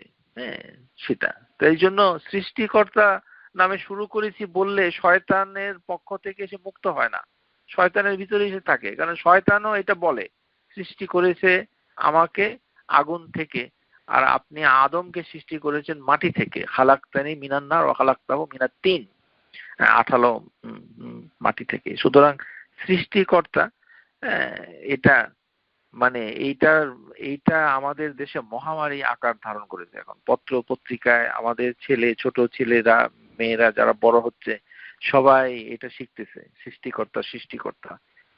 মানে কি একটা বিশ্রী অবস্থা, পত্র পত্রিকা খুললে সব জায়গায় সৃষ্টিকর্তা কৃপায় ভালো আছি, সৃষ্টিকর্তার জন্য রোগ মুক্তি হয়েছি। এটার ভিতরে আবার নতুন উপদ্রব এসেছে, উপরওয়ালা। উপরওয়ালা এসেছে। উপরওয়ালা কথাটা কলকাতা থেকে ঢাকাতে এসেছে। বলে দিচ্ছি কিভাবে। এটা হিন্দু আনন্দবাজার পত্রিকার একটা উপাদান, উপরওয়ালা। এটা কলকাতার যত হিন্দু আছে এই সমস্ত হিন্দুগুলা উপরওয়ালা। আমার যত হিন্দু বন্ধু আছে তাদের সাথে আমি কথা বলে দেখেছি, তারা সবাই উপরওয়ালা এটা বলে। এটা এটা আমাদের সমাজে এসেছে, উপরওয়ালা। উপরওয়ালার সৃষ্টিকর্তা, এই দুটেই হচ্ছে এক ধরনের শয়তানি। তো আল্লাহ খালেক এটা বললেও সে শয়তানের দোসর থেকে মুক্ত হয় না। তাওহীদ প্রতিষ্ঠিত পরিপূর্ণভাবে হয় না, কিছুটা হয়, পরিপূর্ণভাবে না। রাজত্বে এক আল্লাহ, যে কুল মান বিয়াদিহি মালাকুতু কুল্লি শাই ওয়া হুয়া ইউজিরু ওয়ালা ইউজারু আলাই, সূরা আল মুমিনুন। হে রাসূল, হে নবী, আপনি জিজ্ঞাসা করুন সবকিছুর কর্তৃত্ব কার হাতে? মান বিয়াদিহি মালাকুত। মালাকুত মানে হচ্ছে কর্তৃত্ব, রাজত্ব। মালাকুত, যিনি আশ্রয় দেন, যার উপরে কোনো আশ্রয়দাতা নাই। ওয়ালা ইউজারু আলাই ওয়া হুয়া ইউজিরু, তিনি আশ্রয় দেন। আল্লাহ কি করেন? ইউজিরু, আল্লাহু ইউজিরু, এটি হচ্ছে আল্লাহর একটি গুণ। কিন্তু এটা কিন্তু নাম হবে না, যেটা বাংলাদেশি মসজিদ গুলাতে রোজার মাসে ইয়া মুজিরু ইয়া মুজিরু বলে ডাকে। আপনারা দেখেছেন না? তারাবির নামাজ, মেয়েরা হয়তো মসজিদে যায় না, কিন্তু যারা পুরুষ তাদেরকে জিজ্ঞাসা করেন যে তারাবির নামাজে 4 রাকাত পর পর কি পড়ে। সেখানে নতুন একটা নাম ভারতবর্ষে আমদানি করেছে, এটা সৃষ্টি করেছে। এই নামটা কোথাও নাই। ওইটা যে ওই 99টা নাম যেটা আছে, যেটার ভিতরে অনেকগুলো নাম আছে যে সহিনা, সেটার ভিতরেও এটা নাই। আরে আউযুবিল্লাহ, কত খারাপ!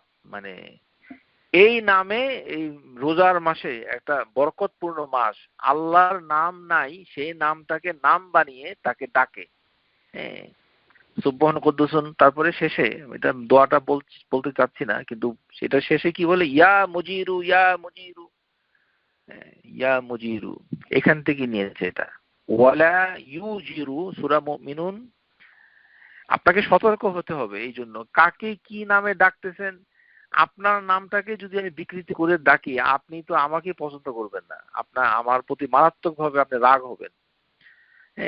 যে আপনার নাম হচ্ছে মানে একটা সুন্দর একটা নাম আপনার আব্বা অথবা মা রেখেছে, অথবা দাদা দাদি দেখেছে, তাহলে এই নামটাকে আপনি পছন্দ করেন, তা আপনি চেষ্টা করেন যে সবাই যেন আমাকে সুন্দর নামে আমাকে ডাকে।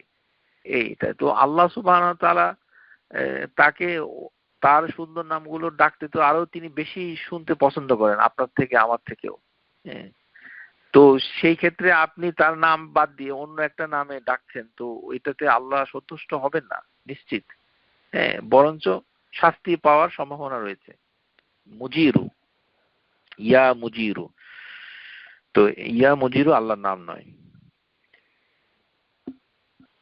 তো সুতরাং এই যে কর্তৃত্ব, এই কর্তৃত্বটা মানে আল্লাহ সুবহানাহু ওয়া তাআলা সার্বিকভাবে তার হাতে রেখেছেন। বিয়াদিহি, হ্যাঁ, তার হাত। যে কিন্তু আল্লাহ আমাদেরকেও কিছু কর্তৃত্ব দিয়েছেন। তার মানে রুবুবিয়াতের কিছু গুণ বান্দার ভিতরে আছে। যেমন আমরা রোবট সৃষ্টি করছি, কিন্তু আল্লাহ হচ্ছেন আহসানুল খালিকিন। আহসানুল খালিকিন মানে আল্লাহর সৃষ্টি সবচেয়ে উত্তম। আহসানুল খালিকিন তার মানে এটা বহু বচনে, মানে খালিকিন তার মানে মানুষ কিছু কিছু সৃষ্টি করে, সেটা সৃষ্টি অর্থে নয়, সেটা রূপান্তর। আমরা জিনিসপত্র মৌলিকভাবে তৈরি না করে সেখান থেকে নিয়ে এটা করি, এরকম। আবার নিয়ন্ত্রণ আমরাও কিছু কিছু করি। যেমন সূরা আন-নূর, এখানে আল্লাহ সুবহানাহু ওয়া তাআলা বলেছেন আয়াত নাম্বার 61, আও মা মালাকতুম মাফাতিহু, তোমরা যাদের মানে চাবিকাঠি নিয়ন্ত্রণের মালিক হয়েছো। আও মা মালাকতুম মাফাতিহু, মাফাতিহাহু, মাফাতিহাহু, যে তোমরা যার চাবিকাঠির মালিক হয়েছো, নিয়ন্ত্রণ করো, মানে দাস দাসী তখনকার দিনে এটা। তারপরে সূরা মুমিনুন, ইল্লা আলা আজওয়াজিহি আও মা মালাকাত আইমানুকুম, যে তোমরা যাদের মালিক হয়েছো, মালাকাত আইমানুকুম, তোমাদের আয়াতের অধীন দাসী, সেটা মালাকাত শব্দ আল্লাহ ব্যবহার করেছে। তার মানে তাদের উপরে আমাদের কর্তৃত্ব আছে। তো আমাদেরকে আল্লাহ সুবহানাহু ওয়া তাআলা কিছু কর্তৃত্ব দিয়েছেন, কিন্তু এটা সীমিত অর্থে। হ্যাঁ, আর আল্লাহর কর্তৃত্ব হচ্ছে নিরঙ্কুশ। হ্যাঁ, এটা বিয়াদিল মালাকুত কুল্লি শাই, এটি আল্লাহর নিয়ন্ত্রণ পুরো। তার মানে আল্লাহ সুবহানাহু ওয়া তাআলা রুবুবিয়তের কিছু গুণাবলী মানুষকে দিয়েছেন, কিন্তু সেটা সীমিত। আর আল্লাহর রুবুবিয়তের গুণাবলীগুলো আল্লাহর জন্য হচ্ছে পরিপূর্ণ এবং নিরঙ্কুশ, মানে এটার কমতি নাই। এটা যেমন আল্লাহ সুবহানাহু ওয়া তাআলা রাসূলুল্লাহ সাল্লাল্লাহু আলাইহি সাল্লামকে সম্পদ নষ্ট করতে নিষেধ করেছেন। হ্যাঁ, যে সূরা আন-নিসা, ওয়ালা তুতু সুফাহা আমওয়ালাকুম আল্লাতী জাআলাল্লাহু লাকুম কিয়ামা, যে সকল সম্পদ, ধন সম্পদ আল্লাহ তোমাদিগকে জীবন ধারণের জন্য উপকরণ হিসাবে দান করেছেন, সেগুলো তোমরা নির্বোধ লোকদের হাতে তুলে দিও না। তার মানে অধিকার আমাদেরকে আল্লাহ দিয়েছেন, কিন্তু সেই অধিকার নিয়ে আমি বোকার মতো জিনিসটাকে নষ্ট করা যাবে না। এটা তাওহীদ রুবুবিয়্যাহ।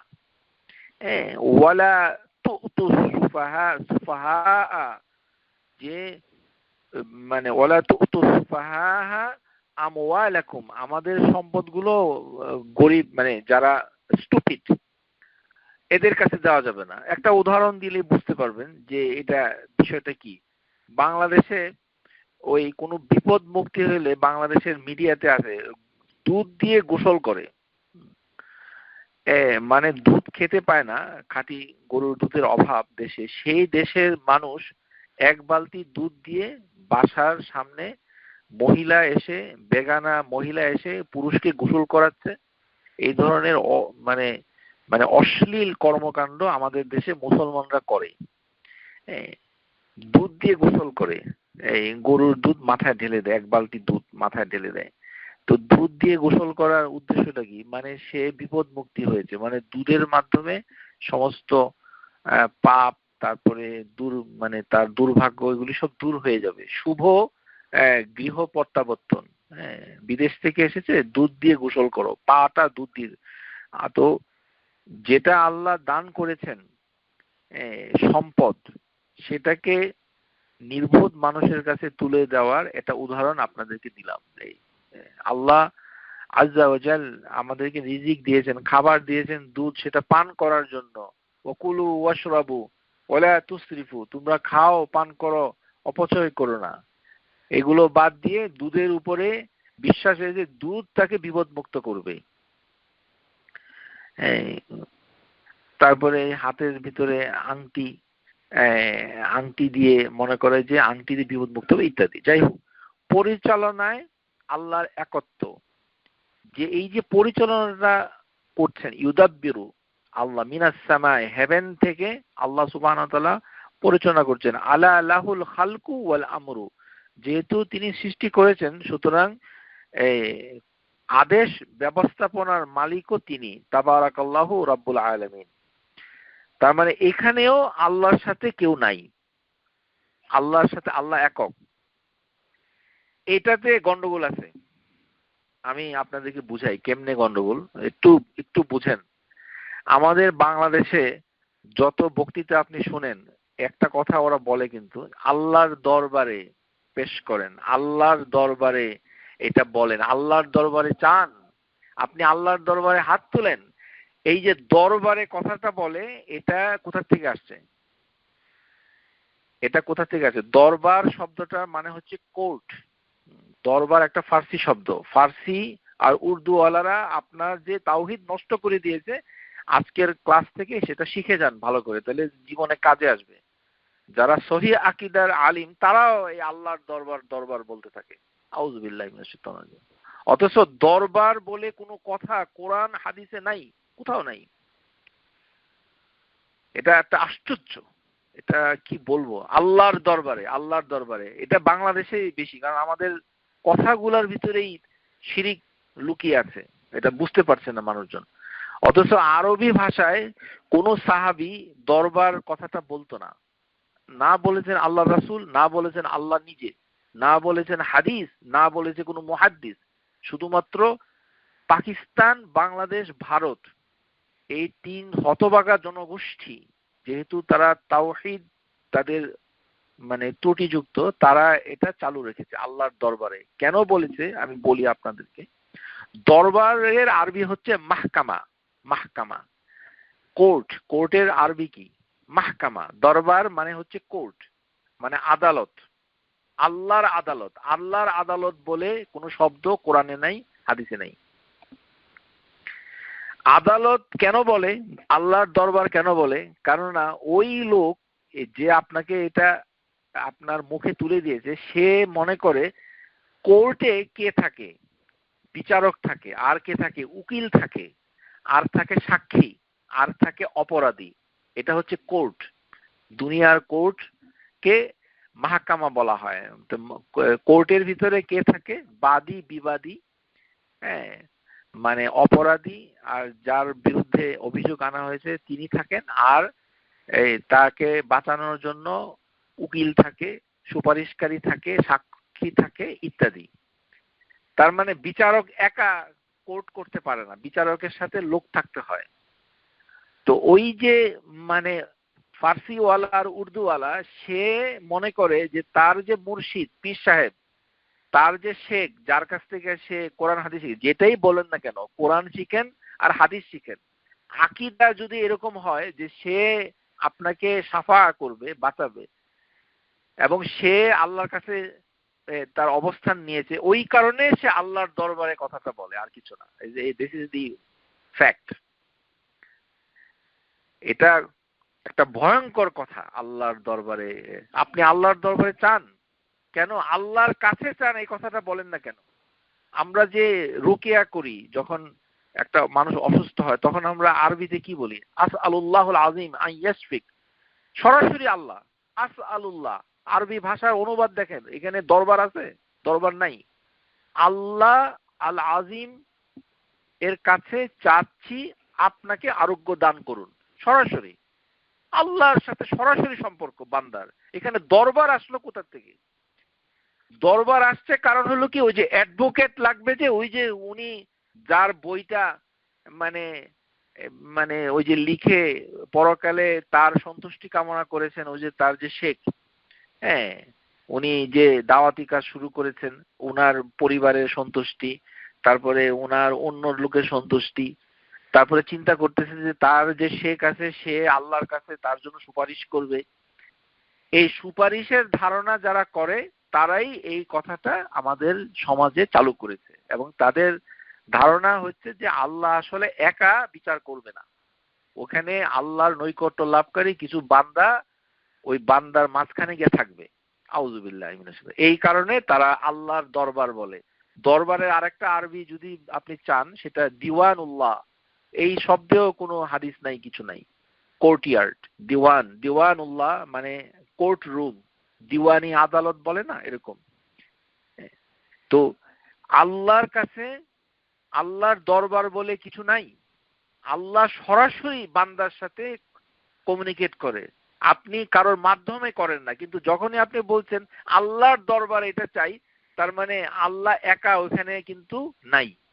ওখানে দরবার মানে হলো কোর্ট, তার মানে ওইখানে মানে ওই যে বাংলাতে একটা গান আছে না, আছেন আমার মুক্তার, আছেন আমার ব্যারিস্টার, কি পরকালের হাইকোর্টেতে তিনি হবেন জামিনদার, আমি পাপী তিনি জামিনদার। হ্যাঁ, বাংলাদেশে একটা আছে না একটা গান, একটা চলচ্চিত্রের ভিতরে, আছেন আমার মুক্তার, আছেন আমার ব্যারিস্টার, শেষ বিচারের হাইকোর্টেতে তিনি হবেন জামিনদার। ওই লোকটা গান লিখে আসলে কোনো অপরাধ তেমন একটা করে নাই, কেননা আমাদের যে হুজুর, সেও এটাতেই বিশ্বাস করে। এই কারণে আপনাকে বলতেছে আল্লাহর দরবারে মাহকামাতুল্লাহ, মাহকামাতুল্লাহ এই শব্দে আপনি সার্চ করে দেখেন ইন্টারনেটে, কোথাও কিছু পান কিনা। নাই। আপনি হাদিসের বইতে যান, আল্লাহ রাসূল এটা বলছে কিনা, আল্লাহর আদালত বলে কিছু শব্দ আছে কিনা, নাই। আল্লাহ সুবহানাহু ওয়া তাআলার কাছে মানুষ সরাসরি চায়, আল্লাহ মানুষকে সরাসরি বিচার করবে। সেখানে দরবার আসলো কোথা থেকে? এটার মানে হলো তাওহীদ রুবুবিয়্যাহ, ওই যে আল্লাহ যে মুদাব্বির, সেটার তাওহীদটা আমার আপনার ভিতরে নাই। এই কারণে এটা আসছে। কেননা পরিচালনার দায়িত্ব আল্লাহকে আপনি নিরঙ্কুশ ভাবে দেন নাই। যে আল্লাহ বিচার করে ঠিক আছে, কিন্তু আল্লাহর বিচার কোর্টে তিনি বসে আছেন, মানে আউযুবিল্লাহি মিনাশ শাইতানির রাজিম, যে কোর্টের ভিতরে আল্লাহ আছেন, তো আল্লাহর আশেপাশে কিছু সুপারিশকারী আছে। সুপারিশকারীরা কারা? ওই যে যাকে আমি বলছি যে আপনার তরিকায় আমি আছি, তো আমাকে একটু দেখবেন। তো উনি আবার রাত্রে কান্নাকাটি করে যে উনাদেরকে আমার দেখতে হবে, আমার এত অনুসারী, তাদেরকে না দেখলে তো। এই জন্য বিভিন্ন দাওয়াতি কাজ বলেন, যেটাই বলেন না কেন, তারা দলীয়ভাবে তাদের দলের প্রতিষ্ঠাতার সন্তুষ্টি অর্জনের জন্য অনেক ধরনের কর্মসূচি রেখেছে এবং তারা বিশ্বাস করে যে আল্লাহর কাছে তারা সুপারিশকারী হবে। ওই কারণে তারা আল্লাহর দরবারে চেয়েছি, আল্লাহর দরবার চালু করেছে। এটা আরবিতে হবে মাহকামাতুল্লাহ। মাহকামা আরবিতে দরবার মানে মাহকামা অথবা দিওয়ানুল্লাহ, এরকম এই শব্দে কিছু নাই। সুতরাং এই ধরনের কথাবার্তা কিভাবে আপনার ভিতরে এসেছে বুঝতে পারছেন? তারপরে আরেকটি জিনিস এসেছে যে আমরা যেটা আগের ক্লাসে আলোচনা করেছি, যে আল্লাহর কাছে আমি বিচার চাইবো। আল্লাহ সুবহানাহু ওয়া তাআলার কাছে বিচার আপনি চাইতে পারেন না। যদি আপনি এই কথায় বিশ্বাস করেন যে আপনি বিচার চাবেন, তার মানে আল্লাহ সুবহানাহু ওয়া তাআলার গুণের ভিতরে কমতি রয়েছে। দুনিয়ার বিচারকের কাছে বিচার চাইতে হয়, কারণ বিচারক জানে না আপনার চাহিদাটা কি। এই কারণে, কেননা সে তো সর্বজান্তা নয়। একজন মানুষ বিচারক, তার কাছে বিচার চাইতে হয়। আর আল্লাহ সম্পর্কে এটা সহিহ আকীদার আলেমদের ভিতরে আছে। আপনি বেশি দূরে যেতে হবে না, খালি শিরিক শিরিক করে সারাদিন চিল্লাচিল্লি করলে তো হবে না। আমাদের নিজস্ব লোকরা এগুলি বলতেছে। সুতরাং এখান থেকে দূরে সরে আসতে হবে আপনাকে। ওরা বলতেছে, রাগ করে বলে যে কি বলে, যে আমি পরকালে আল্লাহর কাছে বিচার দিব। আল্লাহ সুবহানাহু ওয়া তাআলা বলছেন লা ইয়াতাকাল্লিমুনা ইল্লা মান আযিনা লাহুর রাহমান, যে মানে ইয়াউমাল কিয়ামাতে আল্লাহর পারমিশন ছাড়া কোনো ব্যক্তি অভিযোগ করা তো দূরের কথা, কেউ কথাই বলতে পারবে না। আর উনি দুনিয়া থেকে কিভাবে জানলো যে তিনি বিচার দিবেন? তো এই ধারণাটা যদি আপনি করেন যে আল্লাহর কাছে বিচার দিবেন, তাহলে আল্লাহ হচ্ছেন মানে আদিল, তিনি হচ্ছেন সুবিচারক। হ্যাঁ, আহকামুল হাকিমিন, সমস্ত বিচারকদের ভিতরে উত্তম বিচারক হচ্ছেন আল্লাহ। কেন উত্তম? তার কাছে বিচার চাইতে হয় না। ইয়াহকুম বাইনানা, আল্লাহ আমাদের সমস্ত বিচারাদি করে দিবেন, সেটা কোরআনুল কারিমে বলছে। সুতরাং এটা চাওয়ার কোনো বিষয় না, কেননা আল্লাহ সুবহানাহু ওয়া তাআলা সেই চাওয়ার থেকে প্রয়োজন মুক্ত। কারণ কি? তিনি হচ্ছেন সুবহানা। এই যে আমরা যে বলি মানে সুবহানা, সুবহানা বললে আমরা কি বুঝি? সুবহানাল্লাহ সুবহানাল্লাহ আপনারা আমি বলছি প্রতিদিন। এই যে কোরআনুল কারিমে এসেছে সাব্বিহিসমা, সাব্বাহা লিল্লাহ, সাব্বাহা সাব্বাহা লিল্লাহ, যে তোমার আল্লাহর জন্য তাসবিহ পাঠ করো। আমরা বলছি সুবহানাল্লাহ। সুবহান শব্দটার অর্থ কি? সুবহান শব্দটার অর্থ হচ্ছে মানে লুগাতুল অর্থ হচ্ছে হুয়া সাবহুন হুয়া বুউদ, মানে দূরে নিয়ে যাওয়া। শাব্দিক অর্থ হচ্ছে বুউদ, দূরে, দূর করে দেওয়া, দূর, বুউদ। সাবহু এটা হচ্ছে মানে এটা শাব্দিক অর্থ।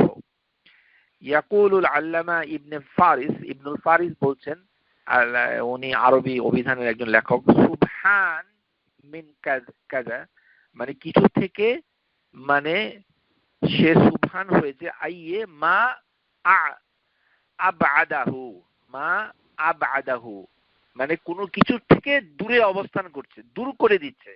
এটা হচ্ছে সুবহান। আপনি দূরে ঠেলে দিচ্ছেন, দূর করে দিচ্ছেন, এটা শাব্দিক অর্থ। কিন্তু এটার যে মানে শারঈ অর্থ যেটা, সেটা আসছে হলো মানাহু তানজিহুল্লাহ, আল্লাহর কাছ থেকে অপরিষ্কার দূর করা। অপরিষ্কার যত ফিল্ড, তানজিহু, তানজিহুল্লাহ, তানজিহু লিল্লাহ, আল্লাহর জন্য সমস্ত কিছুকে পরিষ্কার করে দেওয়া। তানজিহান লিল্লাহি আম্মা লা ইউলিকু বি, আল্লাহর প্রতি যেটা মানে সম্বন্ধ করা হয় সেটার থেকে সমস্ত অপরিষ্কার মানে নোংরা ডার্টি জিনিসগুলোকে ক্লিন করাকেই বলা হয় সুবহান। এটা আরেকটা অর্থ হচ্ছে যে তানজিহু ওয়া তাকদিসু মানা তাসবিহ, যে আমরা যখন বলি সুবহান, সুবহান তার মানে হচ্ছে আল্লাহর দিকে সম্বন্ধ করা যত ধরনের ত্রুটি আছে সেগুলিকে আপনি এত ঘৃণা করছেন, সেটাকে অপরিষ্কার ডার্টি বলছেন। সে ডার্টি জিনিসটাকে সাবান দিয়ে পরিষ্কার করাটাকে লিঙ্গুইস্টিক্যালি বলা হয় তানজিহ, তানজিহা লিল্লাহ আন কুল্লি ওয়াসাফা লা ইউলিকু বিহি। এটা অর্থ। শেখ বিন বাজ রাহিমাহুল্লাহ তাকে একজনে প্রশ্ন করেছিল মানা কালিমাতু সুবহান, যে সুবহান শব্দটা বলতে কি বুঝায়। কালা শেখ বিন বাজ রাহিমাহুল্লাহ তিনি বলেন মানাহা তানজিহু লিল্লাহ, এটার অর্থ হচ্ছে আল্লাহর জন্য সমস্ত কিছু থেকে পরিষ্কার করে দেওয়া, ক্লিন করে দেওয়া। সুবহানাল্লাহ মানে হচ্ছে তানজিহান লিল্লাহি আম্মা লা ইউলিকু বি, আল্লাহর প্রতি যেগুলো আপতিত করা হয়েছিল, যেগুলো ডার্টি মানে খুবই উচ্ছিষ্ট নোংরা, সেটা থেকে পরিষ্কার করে দেওয়া হচ্ছে। ওয়াহাজা মানা তাসবিহ, তাসবির অর্থ হচ্ছে যে তাকে তানজিহু পরিষ্কার করে দেওয়া ও তাকদিস পবিত্র করা, মানে আপনি বলে বারবার পবিত্রতাটা করে দিচ্ছেন যে না উনি এটা নাই। তো এটার মানেটা হচ্ছে কি, যে আল্লাহ বলছেন যে ইন্নাল্লাহা লা ইয়াজলিমু, তিনি জুলুম করেন না, কোন ধরনের জুলুম করে না আল্লাহ সুবহানাহু ওয়া তাআলা। এখন আপনি বলছেন যে আপনি আল্লাহর কাছে বিচার চাবেন, তাহলে আপনার তো কষ্ট হচ্ছে, আপনার বিচারের দরকার, সেটা আল্লাহ সুবহানাহু ওয়া তাআলা আপনার বলার আগেই তিনি জেনে গেছেন, বুঝে গেছেন, সিদ্ধান্ত নিয়েছেন, পরিকল্পনা করেছেন, যত ধরনের মানে আপনার ডাইমেনশন আছে, মাত্রা আছে, সবগুলা আল্লাহ পূর্ণ করে রেখেছেন। আপনার চাওয়ার মুখাপেক্ষী তিনি নন, কেননা তিনি হচ্ছেন as-সামাদ। আপনি চাবেন আল্লাহ আপনাকে দিবে, এরকম বিচারক আল্লাহ নন। এই কারণেই আল্লাহর কাছে বিচার চাওয়া যায় না, এটা ভুল এই কথা যারা বলে, তার মানে সে সুবহান কথাটা বুঝতে পারে নাই। এটা হচ্ছে আল্লাহর প্রত্যেকটা গুণ হচ্ছে আল কামাল, সিফাতুল কামাল। কামাল মানে আমার নাম কামাল এটা বুঝাচ্ছে না, কামাল মানে হচ্ছে পরিপূর্ণ হয়েছে, কামিলা পরিপূর্ণ হয়েছে, সিফাতুল কামাল যে গুণটা পরিপূর্ণ। যেমন আপনি মা হিসাবে মানে সবকিছু দেখেন, তো আপনার বাচ্চা কখনোই অনেক হাজবেন্ড ওয়াইফ আছে না যে তোমার কাছে কেন এটা চাবো, তুমি কি এটা বোঝো না? তার মানে কি ওই মানে যে যাকে পছন্দ করছে তার প্রতি তার ধারণাটা কত সুন্দর, যে আমি কেন তার কাছে এটা চাবো, সে তো আমাকে ভালোবাসে, বুঝেই যে আমি কি চাচ্ছি। তার মানে তার দিক থেকে অপরিচ্ছন্ন ধারণাটা থেকে সে পরিষ্কার করে নিচ্ছে যে না আমি তার সম্পর্কে মানে আমি তার স্ত্রী অথবা আমি তার স্বামী, তার কাছে আমি কেন একটি ডলার চাবো, সে তো বুঝছে আমি কি চাই। তার মানে চাওয়ার প্রয়োজনীয়তাটা থেকে তাকে মুক্তি দিচ্ছে, মানে এটা তার কাছে একটু ডার্টি মনে হচ্ছে যে এটা how I can think about it, এটা তো তার জন্য একটা কমতি, তার একটা ডেফিসিয়েন্সি, নাকিস। এইটার থেকে প্রিয়জন আরেক প্রিয়জনকে মুক্তি করে দিচ্ছে। এটার ফলে চাচ্ছে না কিন্তু সে দিচ্ছে, যে আমার স্বামী আমাকে এটা দিয়েছে, তা আমি তো তার কাছে কখনো চাইনি। এর কারণ হচ্ছে স্বামীর প্রতি আপনার যে সিফাত গুণাবলী যেটাতে আপনি বিশ্বাস করেন, সেটাকে আপনি পরিষ্কার করে দিয়েছেন, তানজিহ করেছেন। আপনি তানজিহ করেছেন আপনার স্বামীটা খুব ভালো, আইডিয়ালিস্টিক, আপনার ওয়াইফ খুব আইডিয়ালিস্টিক, এরকম। তো আল্লাহ সম্পর্কে যদি আপনি এরকম ধারণা করেন যে প্রত্যেকটা জিনিস জানার ক্ষেত্রে, আদলের ক্ষেত্রে, জুলুমের ক্ষেত্রে, সবকিছুর ক্ষেত্রে, যেমন আমরা প্রচলিত কথা বলি যে কারোর ক্যান্সার হলে অথবা কারোর যে আল্লাহ আমার শত্রুকেও ক্যান্সারটা দিও না, তো আমার শত্রুকে কি দিতে হবে সেটা তো আল্লাহ হচ্ছেন আল মুদাব্বির, তিনি জানেন যে আমাকে উনি কি বিপদ দিবেন আর আমার শত্রুকে কি বিপদ দিবেন, সেটা তো আল্লাহ মুদাব্বির, তিনি পরিচালনা করেন, তার রুবুবিয়তে অন্য কেউ নাই। আপনি তাকে অ্যাডভোকেসি করতে পারেন না যে এরকম দুর্ঘটনা যেন আর কারোর না হয়। আরে এই দুর্ঘটনা আর কারোর না হয়, আপনি আর কারোর মালিকানা, আপনি কি তাদের ব্যবস্থাপনা আপনি করেন না আল্লাহ করে? এগুলি যখনই আপনি মুখ দিয়ে বলছেন তখনই ওই মুহূর্তে আপনার তাওহীদ চলে গেছে, তাওহীদ নাই। মুখ দিয়ে যা আসে তাই বলে। সেটা সাধারণত কেউ মারা গেলে, ক্যান্সার হলে, হার্ট অ্যাটাক হলে, কোনো বিপদে পড়লে এরকম হয়, এরকম। যেমন বাংলাদেশে আছে কি একটা পতিতা, এই গোয়ালন্দ ঘাটের কাছে আমি পত্রিকায় পড়েছি যে পতিতারা বাংলাদেশে প্রস্টিটিউট যারা আছে, মহিলা প্রস্টিটিউট অথবা পুরুষ প্রস্টিটিউট আছে, কিন্তু মহিলা প্রস্টিটিউটে মৃত্যুবরণ করলে এলাকার লোকরা জানাজা পড়তো না। এটা একটা হাস্যকর। জানাজা পড়বে না কেন? কেননা ব্যভিচার করা, প্রস্টিটিউশন তো একটা কবিরা গুনাহ। সে যদি তাওহীদে বিশ্বাস করে, আল্লাহ তাকে প্রয়োজন, সে প্রস্টিটিউটকে পালে কে? আল্লাহ। তার রুবুবিয়তটা আল্লাহ করছেন। প্রস্টিটিউট যদি আল্লাহর ইবাদত করে, আল্লাহর রুবুবিয়তকে মেনে নেয় এবং আল্লাহর নামগুলো, তার গুণাবলীকে মেনে, তাহলে সে একটা মুমিনা। কিন্তু সে প্রস্টিটিউট, সে একটা জঘন্য কাজ করে, সেটা হচ্ছে কবিরা গুনাহ। তো কবিরা গুনার মাধ্যমে সে একটা বড় পাপী হয়েছে, কিন্তু সে তো মুসলিম মিল্লাত থেকে তার নাম কাটা যায়নি, তো তার জানাজা পড়া হবে না কেন? এরকম। তার মানে যিনি জানাজা পড়ছে এটা দেখে যে অবাক হয়, সে আসলে রুবুবিয়তে বিশ্বাস করে না। সে মনে করে যে প্রস্টিটিউট হয়েছে, তাকে এখন তার রবটাকে তাহলে কে? তাকে কে পরিচালনা করে? কে তাকে রিজিক দেয়? কে তাকে এই এতদিন মানে লালন পালন করেছে? সেটি আল্লাহ করেছে। সো আমি রুবুবিয়তে যদি বিশ্বাস করি, তাহলে আমাকে আল্লাহর যে পরিচালনার যে সিস্টেম তিনি রেখেছেন, এই উলুহিয়াতে আমাকে ফিরে যেতে হবে।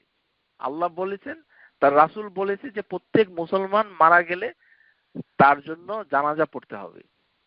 তো সেই মুসলমান যত পাপী হোক না কেন, এইটা কারণ আমরা উলুহিয়াতে বিশ্বাস করি যে এটার হুকুম করার মালিক হচ্ছে আল্লাহ। আমি আল্লাহর জন্য জানাজা পড়ছি। ওই প্রস্টিটিউটের ভাই খুশি হবে, এনজিও খুশি হবে, অথবা প্রস্টিটিউটের নামাজ পড়লে অন্য লোক অবাক হবে, তাহলেও আপনি তাওহীদ উলুহিয়াতে আপনার ইখলাস নাই। ইখলাস নাই। মানুষ কি বলবে সেটার জন্য আপনি ইবাদত করেন, তার মানে আপনি তাওহীদ উলুহিয়াতে বিশ্বাস করেন না। মানুষের জন্য আপনি জানাজার নামাজ পড়েন, যে মানুষ কি বলবে সেটার জন্য। আপনি শুধুমাত্র ওই খালেদা জিয়া আর শেখ মুজিবুর রহমান আর জিয়াউর রহমান আর এরশাদের জানাজা পড়তে খুব আগ্রহী, আর ওই প্রস্টিটিউটের জানাজা পড়তে আপনি আগ্রহী না। এর কারণ আপনি মানুষকে সন্তুষ্ট করার জন্য ইবাদত করেন। এটি হচ্ছে এটার ব্যাখ্যা। তার মানে উলুহিয়া, এটি আল্লাহর ইবাদত ইখলাসের সাথে করতে হবে। এটা আল্লাহ সুবহানাহু ওয়া তাআলা ইবাদতের মালিক। জানাজাটা হচ্ছে আল্লাহর প্রতি একটা ইবাদত। এটি আল্লাহ আপনাকে নির্দেশ দিচ্ছে রাসূলের মাধ্যমে যে মানুষ মারা গেলে তার জানাজা পড়তে হবে। এটা আল্লাহ রাসূলের একটি নির্দেশ, এটি সুন্নাহ, এটা ইবাদত। তো সেটা মানুষকে সন্তুষ্ট করার জন্য আপনি করতে পারেন না। উদাহরণ হিসেবে বললাম। তার মানে হচ্ছে যে তানজিহু, এই কথাটা হচ্ছে যে আল্লাহ সমস্ত ত্রুটি থেকে মুক্ত, আল্লাহর সাথে কোনো ত্রুটি নাই। মানে ত্রুটি নাই মানে হচ্ছে এইভাবে ত্রুটিগুলো আপনি, এই জন্য আয়াতুল কুরসিতে আছে লা সিনাতা ওয়ালা নাউম, যে তাকে নিদ্রা স্পর্শ করে না এবং ঝিমুনিও তার আসে না। তার মানে কি? তিনি হচ্ছেন ওয়াল কাইয়িমু, হাইয়ুন, তিনি হচ্ছেন আল হাইয়ুন কামিলা, মানে কামিল, কামাল, যে তিনি যে চিরঞ্জীব সেটা পরিপূর্ণ, এখানে কোনো অপরিপূর্ণতা নাই। তার মানে তিনি সুবহান। এইভাবে তানজিহ, এটা হাদিসের ভিতরে এসেছে, মুসনাদের হাদিস, এই তানজিহ শব্দটা এটা কিন্তু মুসনাদে এসেছে। এটা আন হুযায়ফা রাদিয়াল্লাহু আনহু ফি ওয়াসাফা কিরাআতিন নবী সাল্লাল্লাহু আলাইহি ওয়াসাল্লাম ফি সালাতিল লাইল, নবী সাল্লাল্লাহু আলাইহি ওয়াসাল্লাম যখন রাতের নামাজে কিরাত পড়তেন, ওয়াইজা মাররা বিআয়াতিন ফিহা তানজিহু লিল্লাহি আযজা ওয়া জাল্লা সাবহা, মানে নবী সাল্লাল্লাহু আলাইহি ওয়াসাল্লাম রাতে একাকী যখন তাহাজ্জুদের নামাজ পড়তেন, তখন আল্লাহর কোরআনের আয়াতগুলো যখন তিনি পাঠ করতেন, তখন তিনি মাঝে মাঝে তানজিহু করতেন, আল্লাহর সিফতের উপরে তানজিহু করতেন, মানে আল্লাহর পবিত্রতা বর্ণনা করতেন। যেমন সুবহানাল্লাহ বলা, এটা এই সুবহানাল্লাহ বলা মানে এর মাধ্যমে তিনি তাসবিহ আদায় করতেন। তার মানে তানজিহ শব্দটা হাদিসে এসেছে, তানজিহু। এই জন্য স্কলাররা এখান থেকে শব্দ নিয়ে বলেছে যে সুবহান মানে হচ্ছে, সুবহান কথাটার ক্বালা ইবনে আব্বাস রাদিয়াল্লাহু আনহুমা ক্বাল সুবহানাল্লাহি মা'না, এর অর্থ হচ্ছে সুবহানাল্লাহর অর্থ কি? তানজিহু আল্লাহি আযজা ওয়া জাল আন কুল্লু সুই। এটি হচ্ছে ইবনে আব্বাস বলছেন, আল্লাহ সম্পর্কে যত খারাপ ধারণা আছে সেই ধারণা থেকে আল্লাহকে পরিষ্কার করা, মানে আল্লাহর গুণাবলীকে পরিষ্কার করার নাম হচ্ছে সুবহানাল্লাহ। সুবহানাল্লাহ।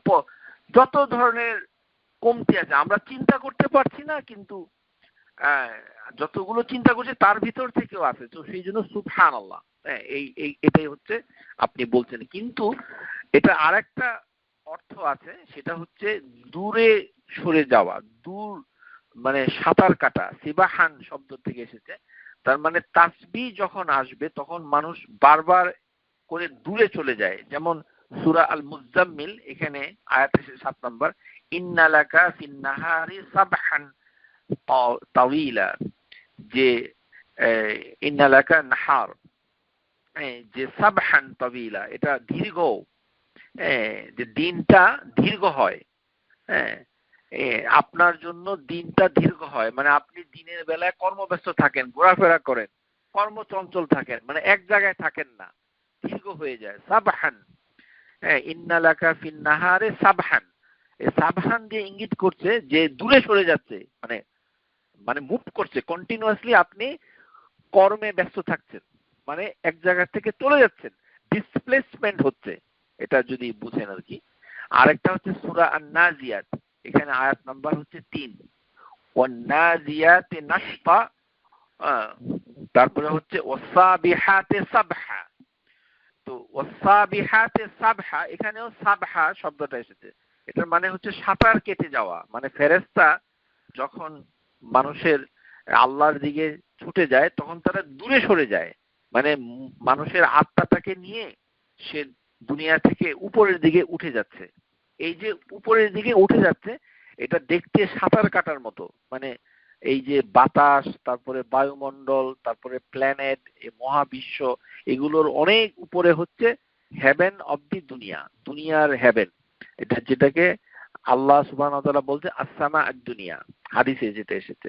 এরকম 7টা হেভেন পার হয়ে উপরের দিকে চলে যায়। এই দ্রুত বেগে চলে যাওয়াটাকে আল্লাহ বলছেন যে ওয়াসাবিহাতি সাবহা, মানে as if you are the angels are swimming, মানে এখানে বোঝানো যাচ্ছে যে কোনো কিছুকে দূরে সরায় দেওয়াটাই হচ্ছে দ্রুত গতিতে, তেমনি আল্লাহ সম্পর্কে তানজিহ পরিষ্কার করে দেওয়াটা হচ্ছে সুবহানাল্লাহ। তাহলে এই সুবহানাল্লাহ মিনিংফুল হবে তখনই যে সুবহানাল্লাহ, তারপরে আল্লাহর প্রশংসাটা পরে আসবে। এই জন্য মানে প্রথমে জিনিসটাকে অপরিষ্কারকে দূর করতে হবে, তারপরে গ্লাসে পানি ঢালতে হবে। আপনি যে এক গ্লাস পানি পান করবেন, গ্লাসের পরিচ্ছন্নতাটাকে আগে নিশ্চিত করতে হবে। আবর্জনা রেখে দিবেন, কারণ প্রথম আগাছা দূর করতে হয়, তারপরে চাষাবাদ করতে হয়। আগাছা যদি থাকে তাহলে সেখানে চাষাবাদ করা যায় না। এটা এটা এটা লা ইলাহা ইল্লাল্লাহটাকে যখন আপনারা পড়বেন তখন লক্ষ্য করবেন যে প্রথমে হচ্ছে নিগেশন, যে যতগুলো ইলাহা আছে সেই ইলাহাগুলি বাতিল, এগুলো ইলাহাগুলি ভালো না, এরা সত্য ইলাহা নয়। প্রথমে হচ্ছে নিগেশন, নাফি, তারপরে হচ্ছে ইসবাত। প্রথমে জমিনে হচ্ছে আগাছাগুলোকে ফেলে দিতে হবে, আগাছাগুলো ফেলে দিয়ে জমিটা পরিষ্কার করে তারপরে সেখানে বীজ বুনতে হবে, যেটা আপনার কাঙ্ক্ষিত। তো এটা মানে মানে লা ইলাহা ইল্লাল্লাহর ভিতরে ইল্লাল্লাহটা পরে এসেছে। তো সুবহানাল্লাহি ওয়া বিহামদিহি, এটাও এমন যে আল্লাহ সম্পর্কে সমস্ত অপরিষ্কার ধারণাগুলোকে আপনি পরিষ্কার করে দিচ্ছেন, তারপরে তার প্রশংসা করছেন ও বিহামদিহি, তখন প্রশংসাটা টিকবে। আর প্রশংসা করছেন কিন্তু আল্লাহ সম্পর্কে ধারণা করছেন এত খারাপ, কারণ আল্লাহ সম্পর্কে ধারণা করছেন যে আল্লাহ সুবহানাহু ওয়া তাআলা হচ্ছেন আহকামুল হাকিমিন, তিনি হচ্ছেন আল হাকিম, শুধু হাকিমই নন, তিনি আহকামুল হাকিমিন, আলাইসাল্লাহু বিল আহকামিল হাকিমিন, আল্লাহ কি সমস্ত বিচারকদের ভিতরে উত্তম বিচারক নন? ক্বালু বালা সুবহানা, বালা সুবহানা, হ্যাঁ, তো এরকম একজন বিচারকের প্রতি আপনার ধারণা হলো যে আপনি অনেক কষ্ট করে পরকালে যখন উঠবেন তখন আল্লাহর কাছে বিচার দিবেন। হ্যাঁ, আপনার বিচারের এত কষ্ট করতে হবে না, আলহামদুলিল্লাহ, আল্লাহ আপনার বিচারটা করে দিবে ইনশাআল্লাহ, চিন্তা করবেন না। আপনার নিজের চিন্তা করেন যে নিজের নামাজ ঠিক আছে কিনা, তাওহীদ ঠিক আছে না, এগুলো নিয়ে চিন্তা করেন। কারোর বিরুদ্ধে বিচার দেওয়ার জন্য অস্থির হয়ে দুনিয়াতে হইচই করবেন না, এবং করছে। এরকম প্রত্যেকটা গুণ, হ্যাঁ, আল্লাহর থেকে মুক্ত করতে হবে। এটা যেটা আল্লাহ বলছেন, ফাহুয়া ইয়াশফি, আল্লাহ আপনাকে রোগ মুক্তি করেন, শিফা করেন। কিন্তু চিকিৎসা আমরা করি, তাহলে রোগ মুক্তিটা কে করে? আল্লাহ করছেন। তাহলে রোগ মুক্তির ক্ষেত্রে আপনি বলছেন কি যে রোগের বিরুদ্ধে আপনি জয়লাভ করেছেন, তার মানে কি আল্লাহর বিরুদ্ধে আপনি জয়লাভ করেছেন? যে এখানে বাংলাদেশের মিডিয়াগুলোতে কি হচ্ছে, করোনা জয়ী। করোনা জয়ী যদি কেউ বলে, সে আসলে তাওহীদ রুবুবিয়াতে বিশ্বাস করে না, এটা আমেরিকান মিডিয়াতে কখনোই বলে না, the winner of the corona. এই দেশের পত্র পত্রিকা তো পড়েন, সিএনএন দেখেন, কোনো একটা চ্যানেলে আপনি দেখেন তো এই দেশের কোনো খ্রিস্টান, ইহুদি অথবা কোনো এথিয়েস্ট এই ধরনের কথা বলে কিনা? বলে না। হ্যাঁ, রিকভারি কথা বলে, যেগুলো মানে মানে দাপ্তরিক কথাবার্তা, আবিধানিক, যেগুলো মানুষ প্রচলিত অর্থে বলে যে এত পার্সেন্ট কিওর্ড অথবা ইনফেক্টেড অথবা কিওর্ড, অথবা বলে যে ট্রিটেড, তারপরে রিকভার, এই ধরনের শব্দ বলে। কিন্তু করোনা যুদ্ধে জয়লাভ করেছে এগুলো বলে না। কেননা রোগটা কোনো যুদ্ধ নয়, রোগটা হচ্ছে আল বালা। রোগ আল্লাহ সুবহানাহু ওয়া তাআলা আমাদিগকে যেমন সৃষ্টি করেছেন, ওই করোনা ভাইরাসের সৃষ্টিকর্তা আল্লাহই, এটা অন্য কেউ সৃষ্টি করে না। এখানে করোনা ভাইরাস নিজে নিজেই সৃষ্টি হয়ে যেতে পারবে না। আরো কিছু ভাইরাস হয়তো আসবে, সেগুলোকেও আল্লাহ সৃষ্টি করবে। আর যেগুলো দুনিয়া থেকে বন্দি করে রাখা হয়েছে, যেমন মানে স্মল পক্সের ভাইরাস, ইয়াজুজ মাজুজের মতো রাশিয়া এবং আটলান্টায় বন্দি করে রেখেছে। কোনো কারণে যদি ল্যাবরেটরি থেকে ছুটতে পারে, তখন হয়তো আপনাদেরকে আবার স্মল পক্সে আক্রমণ করতে পারে। তো এরকম তো ভাইরাস ব্যাকটেরিয়া গুলো আল্লাহ সৃষ্টি করে, সেগুলোর মাধ্যমে রোগ সৃষ্টি হয়। তো সেই রোগ মানুষের জন্য একটা পরীক্ষা স্বরূপ, সেখান থেকে আল্লাহ আমাদেরকে আরোগ্য দান করেন, আর আমরা চিকিৎসা করি। চিকিৎসাকে আরবিতে বলে এলাজ, আর আর সম্পূর্ণ আরোগ্যকে বলা হয় শাফা। হ্যাঁ, এটা বলে। সুতরাং এই দুটো এক নয়, এটা বুঝতে হবে। আর একটা বিষয় হলো যে মানে যখন আমরা এই সাফা এই কথাগুলো মানে বলি, তো এই কথাগুলো বলা যাবে না যে আল্লাহর দরবারে যখন কনসেপ্টটা আমরা বলেছি, তো এখানে অশুদ্ধ জিনিসটা কোথায়? এই যে সাফা যে আমরা বলি যে সাফা করবে, সাফা দুনিয়াতে একটা হয়, আখিরাতে একটা হয়।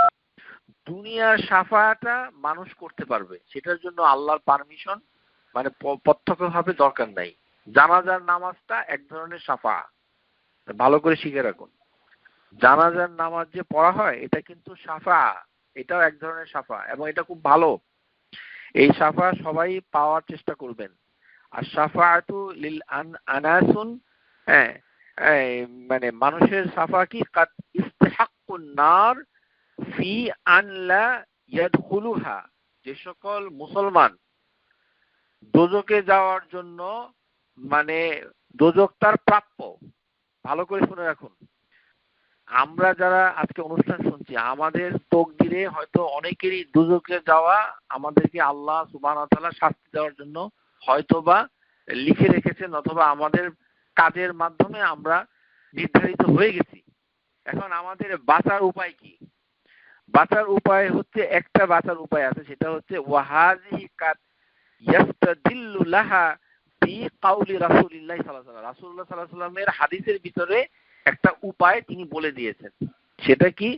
যে আমাদের জানাজার ভিতরে যদি 40 জন ব্যক্তি নামাজটা পড়ে, মা মিন রাজুলিন মুসলিমিন ইয়ামুতু, মুসলমানদের কেউ যখন মারা যায়, ফায়াকুমু আলা জানাজাতিহি 40 রাজুলান লা ইউশরিকুনা বিল্লাহ শাইআন ইল্লা শাফাআহুম তামুল্লাহ ফিহি। যে মুসলমানদের ভিতরে কেউ যখন মারা যায়, তার জানাজা পড়ার জন্য যদি 40 জন ব্যক্তি যারা আল্লাহর সাথে তাওহীদে কোনো ধরনের ত্রুটি করেনি, বাংলাদেশি মুসলমান হইলে আদৌ হবে না, কারণ আমাদের দেশে তো আল্লাহর দরবারে দরবারে বইলা উনি আসছেন, তো ওনার এটা পিওর লোক লাগবে যারা তাওহীদের ভিতরে কোনো ধরনের ত্রুটি করেনি। এমন 40টা লোক যদি আপনার আমার জানাজা পড়তে পারে দুনিয়াতে, তাহলে ইল্লা শাফাআহুমুল্লাহু ফি, আল্লাহ তাদের শাফাকে কবুল করে আপনাকে আগুন থেকে মুক্তি দিয়ে দিবে। এটা মুহাদ্দিসরা বলেছে, এই ব্যাখ্যা মুহাদ্দিসদের ব্যাখ্যা। এটা হচ্ছে দুনিয়ার জন্য শাফা, যেটার জন্য মানে আপনার আমার অনুমতির দরকার নাই, এটা দুনিয়াতে মানুষ একজন মানুষের জন্য করতে পারে। এটা এই হাদিস, মুসলিমের হাদিস। এই হাদিসের আরেকটা ভাষণ হচ্ছে 100 জন ব্যক্তি, 40টা হচ্ছে সর্বনিম্ন, 40 জন ব্যক্তি। এই জন্য আপনি টরন্টো এবং কানাডায় মানে নিউ ইয়র্কে থাকেন, বড় বড় শহরে যেখানে মুসলমান বেশি, সে সকল শহরে থাকবেন, থাকলে আপনার জানাজা মানে 40 জন ব্যক্তি মানে পড়বে, তাহলে তো আপনাকে তারা যে জানাজার নামাজে যখন বলবে আল্লাহ মাগফিরিল্লাহু ওয়ারহামু, আল্লাহ তাকে ক্ষমা করো, এটা শাফা হিসাবে হাদিসে বলা হচ্ছে। ওই জানাজার দোয়াটা পড়া মানে হচ্ছে তার জন্য আপনি শাফা করছেন। এটার দলিল হচ্ছে মুসলিমের হাদিস, হাদিস নাম্বার 1577, ফা ইন্না হাযিহি শাফাআতুন ক্বাবলুন, এটি কবুল হবে আন ইয়াদখুলুন নার, এবং এই যারা দুজকে যাওয়ার জন্য তাদের জন্য এই শাফা আল্লাহ কবুল করবেন, ওয়া ইয়াশমুল্লাহু বিযালিক, এবং আল্লাহ এটা কবুল করবেন। তার মানে এটি হচ্ছে একটি বাঁচার উপায়। হাদিসে এটাকে শাফা বলেছে। এই শাফার জন্য আপনি কোনো মানুষের কাছে চাইতে পারেন, অসুবিধা নাই, যে ভাই আমি কিন্তু মারা গেলে আমার জানাজায় কিন্তু আপনি আসবেন, এটা চাইতে পারেন, দোষের কিছু নাই। মৃত্যুর সময় যারা মারা যায়, মানে আমেরিকায় কানাডায় যারা মারা যায়, তাদের নিকটতম আত্মীয়স্বজনের উচিত জানাজাতে মানে লোক একটু বেশি হওয়া, যেন 40 জন লোক থাকে। 40 জন লোকের ভিতরে ভালো লোক হইতে হবে। বাঙালি 40টারে হাজির করলে তো বিপদ, কেননা বাঙালি তো সে আল্লাহর দরবারে বলতেছে, তারপরে আল্লাহর কাছে বিচার চায়, তারপরে মানে নানান ধরনের কীর্তিকাণ্ড করছে, মুখে বলে, সে এই কোয়ালিটিতে আসবে কিনা সেটা আল্লাহই ভালো জানে। কেননা হাদিসে এসেছে রাজুলান লা ইউশরিকুনা বিল্লাহ শাইআ, যেই 40 জন ব্যক্তি তারা আল্লাহর সাথে কোনোভাবেই শিরিক করেনি। দেখেন তাদের দাম কত বেশি দুনিয়াতে আল্লাহ দিয়েছে, সুবহানাল্লাহ।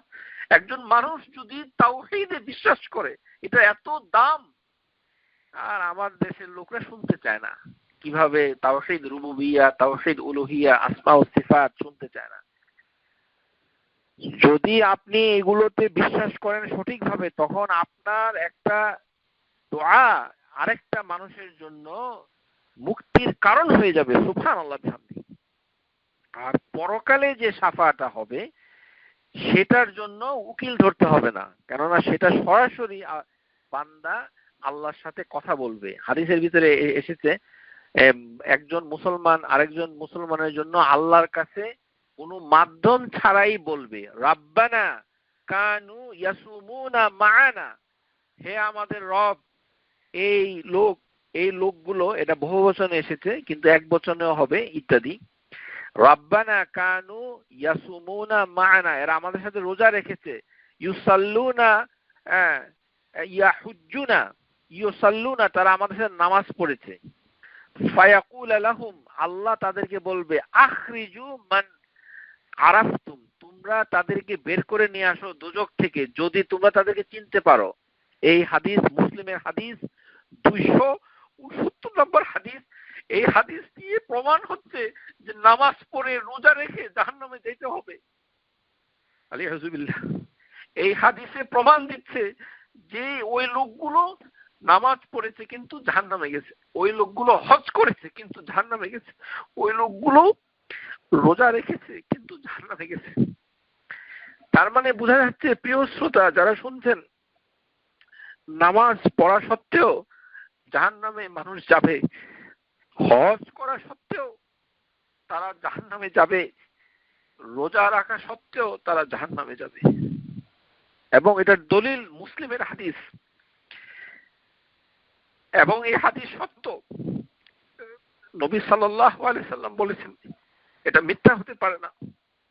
এবং ওই লোকগুলো আল্লাহর সাথে সরাসরি কথা বলবে, রব্বানা কানু ইয়াসুমুনা মা'ানা, তারা আমাদের সাথে রোজা রেখেছে, ইউসাল্লুনা ইউহুজ্জুনা, আমাদের সাথে হজ করেছে।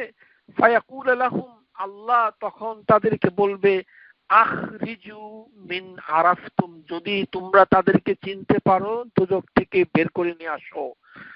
ফাতুহাররিমু সুওয়ারাহুম আলান নার, আল্লাহ তাদের চেহারাকে আগুনের জন্য হারাম করে দিয়েছে, যেন তাদেরকে দেখে ওরা চিনবে। এটি হচ্ছে শাফা। এই শাফার জন্য তিনটি শর্ত।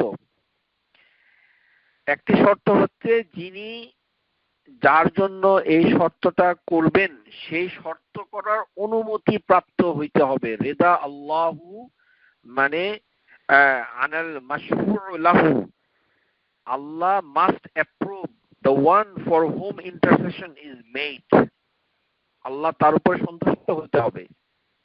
মানে যিনি এটা চাবেন তার উপরে আল্লাহ সন্তুষ্ট আছেন কিনা, এটা হচ্ছে একটি শর্ত। তারপরে শর্ত হচ্ছে আল্লাহ তাকে পারমিশন দিয়েছেন কিনা, ইজনুল্লাহি লিশাফিঈ আন ইয়াশফাউ, যে আন ইয়াশফা, যে আল্লাহর অনুমতি সে পেয়েছে কিনা যার জন্য সে শাফা করবে। 3 নাম্বার শর্ত হচ্ছে যে যার জন্য শাফা করা হয়েছে তাকে আল্লাহ অনুমোদন দিয়েছে কিনা, রেজা আল্লাহু আন শাফিঈ। তার মানে মাশফুউ এবং শাফিঈ। মাশফুউ হচ্ছে যিনি যার জন্য সুপারিশ করা হইতেছে, আর যিনি সুপারিশ করেন তার হচ্ছে শাফিঈ, সুপারিশকারী। এই দুইজনের প্রতি দুইটা শর্ত। রেজা আল্লাহ তাআলা, আল্লাহ তাদের উপরে সন্তুষ্ট থাকতে হবে। আর আরেকটা জিনিস তার লাগবে, সেটা হচ্ছে পারমিশন। তাহলে পারমিশন এবং রেজা আল্লাহ, আল্লাহ সন্তুষ্টি, এই দুটো জিনিসই হচ্ছে আল গাইব, আমরা দুনিয়া থেকে সেটা জানি না। এই কারণেই আখিরাতে কেউ কার জন্য শাফা করবে সেটা আমরা বলতে পারি না। সেই জন্যই আল্লাহর দরবার বলা যাবে না, কারণ আল্লাহর দরবার বলে কিছু নাই। এখানে সরাসরি কোর্ট কাচারি নাই, সেখানে সরাসরি বান্দা আল্লাহর সাথে কথা বলবে, আল্লাহ তাকে বলবে যে তুমি বের করে নিয়ে আসো।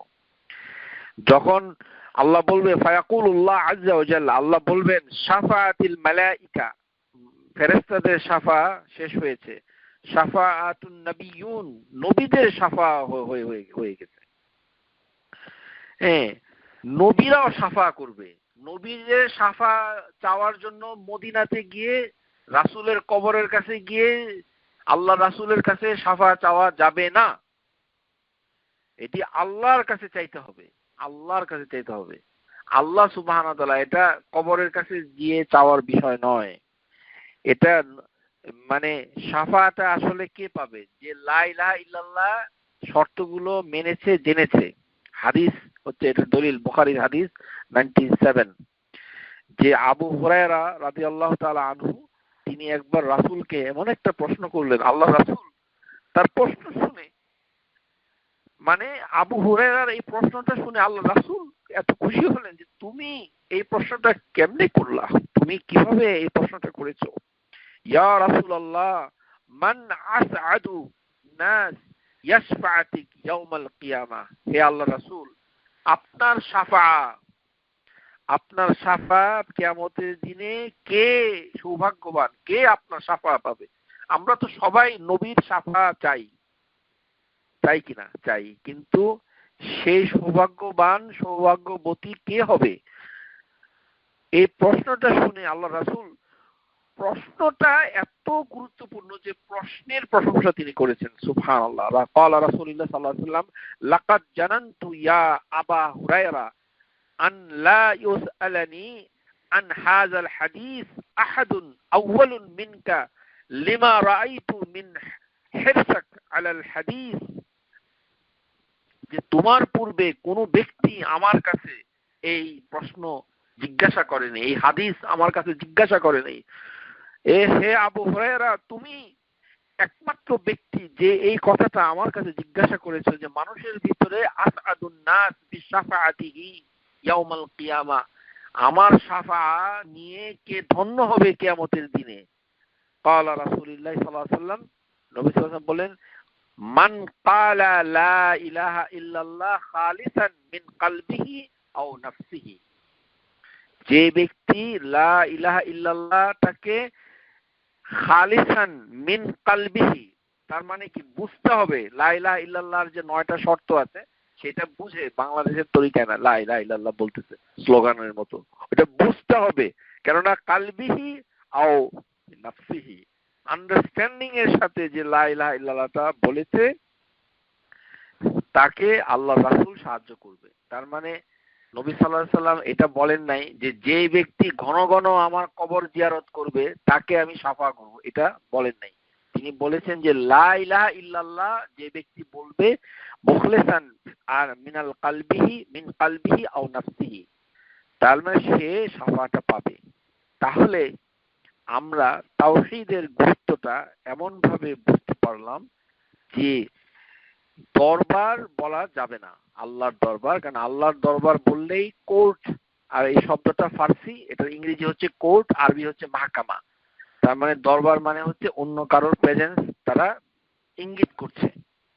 যেমন বিলকিস এর জন্য সূরা সাবাতে এসেছে যে শব্দটা আরশ, সেখানে বলা হচ্ছে ও আরশুন আযীম, বিলকিসের মানে সিংহাসনটা ছিল অনেক বড়, ম্যাগনিফিসেন্ট, মহিমাময়, অনেক বড়। সেটার অনুবাদ বাংলাদেশের কোরআনগুলোতে সিংহাসন করা হয়, কিন্তু আল্লাহর আরশ বলার সময় আরশ বলে, সিংহাসন বলে না। এটার কারণ কি? এখানে একটা চক্রান্ত আছে, বুঝতে হবে আপনাকে। ইংরেজি ট্রান্সলেশন যখন পড়বেন, হ্যাঁ, আরশুল আযীম আর রহমানু আলাল আরশি ইস্তাওয়া, এখানে ইংরেজিতে পড়ে দেখেন ওখানে কি লেখা আছে। লেখা আছে throne of Allah, Allah ascend over his throne, আর রহমান আলাল আরশি ইস্তাওয়া, ওখানে কিন্তু থ্রোন বলা হয় ইংরেজিতে। ইংরেজি, ফার্সি, মানে জার্মান, স্প্যানিশ সমস্ত ভাষাতে অনুবাদ হয় হচ্ছে থ্রোন, বাংলাতে হবে সিংহাসন। বিলকিসের জন্য একই শব্দ কোরআনুল কারীম এসেছে, সেখানে সিংহাসন করছে, কিন্তু আল্লাহর জন্য যখন আরশ আসে তখন বাংলাদেশে বলে আরশ, সিংহাসন বলে না। এটার কারণ হলো আকিদার সমস্যা। যারা আরশটা চালাই দিয়েছে আমাদের সমাজে, তারা আসলে আরশের সাথে আরো কিছু যোগ করে। এটা কি আরশে মুহাল্লা, মানে আরশ হচ্ছে একটা হাঁটাহাঁটির জায়গা, ওখানে জুতা নিয়ে মানুষ হাঁটে, ধুলাবালি পরে, হ্যাঁ, ওখানে হাঁটে। সিংহাসনে কি হাঁটে কেউ? সিংহাসন কি একটা মহল্লা? সিংহাসনে কেউ হাঁটে? সিংহাসন সম্পর্কে কোনো মৌলিক আকীদা সঠিক নাই যারা, তারাই এটা চালু করে দিয়েছে। এটাতে আমরা পথভ্রষ্ট হয়েছি। এটা বলা উচিত ছিল আল্লাহ সুবহানাহু ওয়া তাআলা তার সিংহাসনের উপরে সমুন্নত আছেন। আরশ বলবো কেন? Why? What is the purpose to say আরশ? কারণ আরশ বললে আপনার ভিতরে কিছুটা মানে অস্পষ্টতা, আপনার মানে না জানি কি কিছু একটা হবে। মানে আরশ মানে কি, এটা কি, এখানে এটা কি, মানে আরশ জিনিসটা কি খায় না মাথায় মানে মাখে নাকি মানে এটা কাঁধে করে নিয়ে যায়? তো এটা তো আল্লাহ সুবহানাহু ওয়া তাআলা দেখিয়েছেন কোরআনুল কারীমে, এটার একটা মানে মিসাল রয়েছে যে সাবার রানী ছিল আরশ, ও আরশুন আযীম, তার আরশটা হচ্ছে তার থ্রোন। ইংরেজিতে এই সমস্যাটা নাই, ইংরেজিতে থ্রোনকে থ্রোন বলা হচ্ছে, বাংলাতে সেটা থ্রোনকে সিংহাসন বলা হচ্ছে না। কারণ বাংলাতে যিনি এই কথাটা আরশ লিখেন তিনি আসলে যা বলছেন এতে আমাদের পাঠক শ্রেণী আরশ বলে কিছু বুঝে না, মনে করে আরশ একটা কিছু একটা হবে, ওখানে খুব সম্ভবত কেউ জুতা নিয়ে উঠে হাঁটাহাঁটি করে, যে নবী সাল্লাল্লাহু আলাইহি সাল্লাম ইসরা মেরাজে গিয়ে আরশে নাকি হেঁটেছেন। আউযুবিল্লাহি মিনাশ শাইতানির রাজিম। আরশ হচ্ছে সিংহাসন, এখানে হাঁটবে কেন? আপনার বাসায় চেয়ারের উপরে কেউ হাঁটে নাকি? চেয়ারের উপরে, চেয়ার হচ্ছে একটা বসার জায়গা। হ্যাঁ, আল্লাহর আরশ হচ্ছে আল মাখলুক আযীম, সবচেয়ে বড় সৃষ্টি হচ্ছে আল্লাহ আরশুল্লাহি তাআলা। তারপরের সৃষ্টিটা হচ্ছে মানে আল কুরসি। আল কুরসিকে হাদিসের ভিতরে এসেছে যে ইবনে আব্বাস থেকে, মাউদুউ কাদিমাইন সুবহানা, আল্লাহর দুটি পা রাখার জায়গা। তার মানে কুরসি হচ্ছে পা রাখার জায়গা। তাহলে আরশটা কি? বসার জায়গা। কিন্তু আল্লাহ ওখানে বসে নাই, কারণ ইন্নাল্লাহা মুস্তাগনিন আলাল আরশ, আল্লাহ হচ্ছেন আরশের প্রয়োজন মুক্ত। আমরা সিংহাসন যদি একটা তৈরি করি, বাসায় সিংহাসন যেমন বিলকিস তৈরি করেছে, বিলকিস সেই সিংহাসনে বসে রাজ্য পরিচালনা করত বলে ওই শব্দে সূরা সাবাতে এসেছে ত্রোন। সেখানে সিংহাসন অবলীলায় লিখে দিচ্ছে, একই বানান আল্লাহর জন্য তখন আরশ লিখছে, সিংহাসন লিখছে না। আর সেই আরশকে কেন্দ্র করে এমন এমন কথা বাংলাদেশের মৌলানা মৌলভী সহি আকীদারও অনেক লোক বলে আরশে মহল্লা। এই কিসের মহল্লা? মহল্লা বলতে তো আমরা মনে করি একটা জায়গা, মানে পাড়া, গা মহল্লা। এই সকল আজগুবি কথাবার্তা শিক্ষা দিচ্ছে বিজাতীয় এই ফার্সি এবং উর্দু ওয়ালাদের কাছ থেকে ধার করে, কেননা সে তার আরশের আকীদা সুস্পষ্ট নয়। কেননা আল্লাহ সুবহানাহু ওয়া তাআলা যে আরশের উপরে মানে ইস্তাওয়া করেছেন সেটাতে সে বিশ্বাস করে না। আর আরশ বলতে আপনাকে একটা কিছু বুঝিয়ে দিল, মানে কম্পিউটার ভাইরাসের মতো, যে কম্পিউটারে ভাইরাস এসেছে, সুতরাং কম্পিউটারকে এখন 2 বেলা অ্যান্টিবায়োটিক খাওয়ান, যে উনি অ্যান্টিবায়োটিক খেলে কম্পিউটারের ভাইরাস বেড়ে যাবে, কম্পিউটারকে একটা ভ্যাকসিন দিয়ে দেন বাসায় নিয়ে, তাহলে তার ভাইরাসটা বন্ধ হয়ে যাবে, এরকম। আসলে ব্যাপারটি তা নয়। আরশ হচ্ছে সিংহাসন, সিংহাসনকে সিংহাসনই বলতে হবে।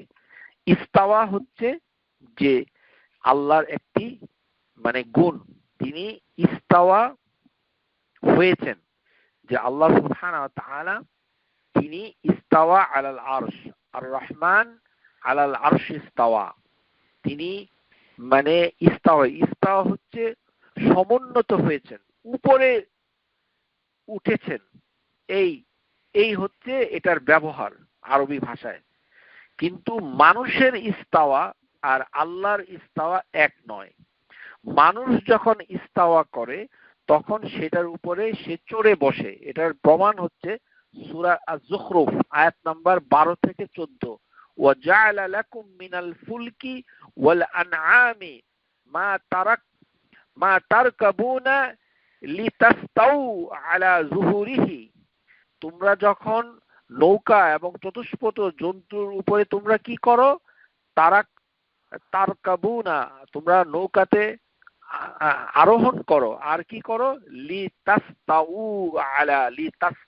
এই শব্দটা আপনি লক্ষ্য করেন, এখানে ইস্তাওয়া কথা, লিতাস্তাউ, তোমরা আরোহণ করো, আলা যুহুরিহি, এই চতুষ্পদ জন্তুর উপরে তোমরা চড়ে বসো।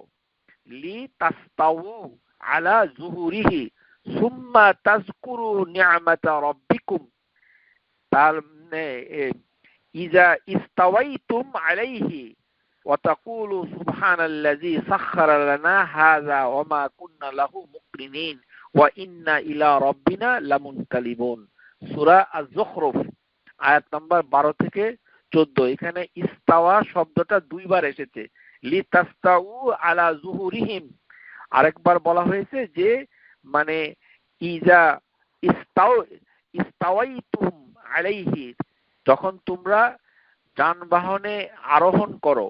ইস্তাউতুম, তার মানে এখানে ইস্তাওয়া বলতে বোঝানো হচ্ছে যে আমরা যে গাড়িতে উঠে বসি, অথবা উটের উপরে, ঘোড়ার উপরে, অথবা গাধার পিঠের উপরে যখন আমরা বসি, তখন যেন আমরা বলি ওয়া তাকুলু সুবহানাল্লাযী সাখখারা লানা হাযা ওয়া মা কুন্না লাহু মুকরিনিন ওয়া ইন্না ইলা রাব্বিনা লামুনকালিবুন।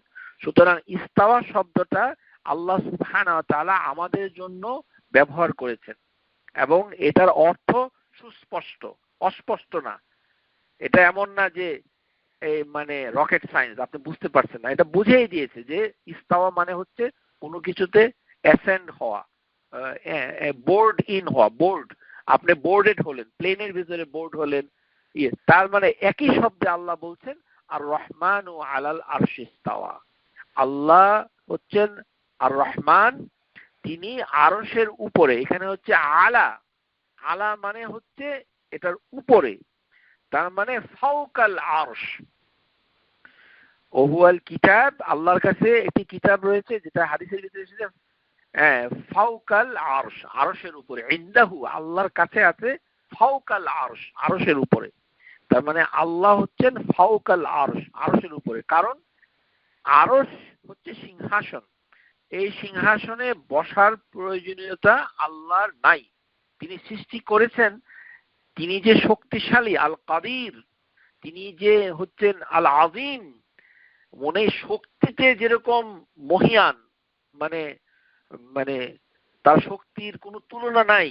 আবার তিনি যে বড় সৃষ্টি করেন, সেটা কত বড় সেটারও মানে মাহাত্ম্য, ম্যাজেস্টি তারকে দেখানোর জন্য তিনি এই সৃষ্টি করে রেখে দিয়েছেন, যেন আমরা কিছুটা আঁচ করতে পারি যে আল্লাহ কত বড় হতে পারে। আল আজিম, আরশও একটা আজিম, আল্লাহ এক ধরনের আজিম। আল্লাহুল আজিম, আল আরশুল আজিম। তার মানে আরশের সাথে আজিম যোগ করা হয়েছে, কারণ হচ্ছে এটি অনেক বড়। আর বিলকিসের আরশকেও আল্লাহ বলেছেন আল আজিম, কিন্তু সেটা এত বড় না, সেটা মানুষ থাকে ছোট। আল্লাহ সুবহানাহু ওয়া তাআলা যেহেতু অমা মাসানিয়াল লুগুব, ক্লান্তি তাকে স্পর্শ করে না, ক্লান্তি তাকে স্পর্শ করে না। এটা কোরআন, আল্লাহ বলছেন লা সিনাতা ওয়ালা নাউম।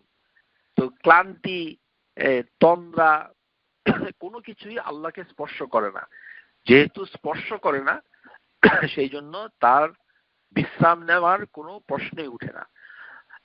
আল্লাহ সুবহানাহু ওয়া তাআলা যিনি সৃষ্টি করেন, তিনি সৃষ্টির প্রয়োজনীয়তা থেকে মুক্ত। সৃষ্টি যেগুলোকে করা হয়েছে সেগুলি আল্লাহর মুখাপেক্ষী, আল্লাহ কোনো কিছুর মুখাপেক্ষী নন। কারণ হচ্ছে আল্লাহ হচ্ছে আস-সামাদ।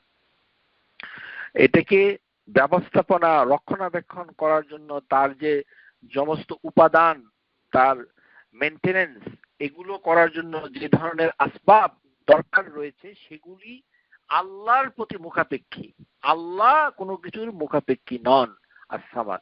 কিন্তু আল্লাহ নিজেই কোরআনুল আযীমে বলেছেন আর রহমান আলাল আরশি ইস্তাওয়া, তার উপরে হওয়া।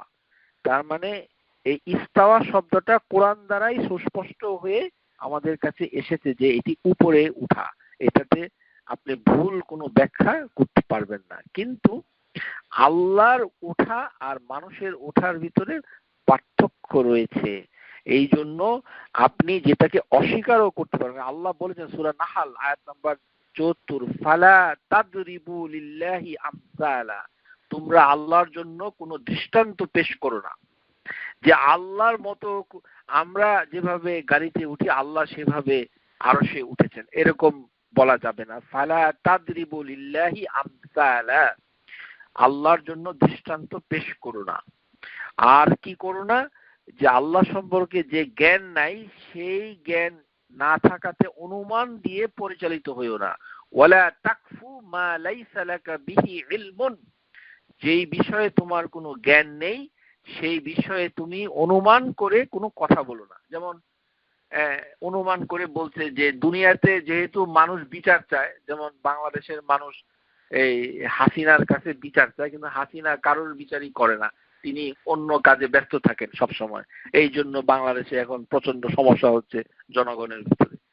তো এরকম হাসিনা মার্কা পরিবেশে যেই জনগোষ্ঠী বেড়ে উঠেছে তারা ওরকমই মনে করে যে আল্লাহর কাছে সে বিচার দিবে, আর বিচার দেওয়ার প্রশ্নে উঠে না।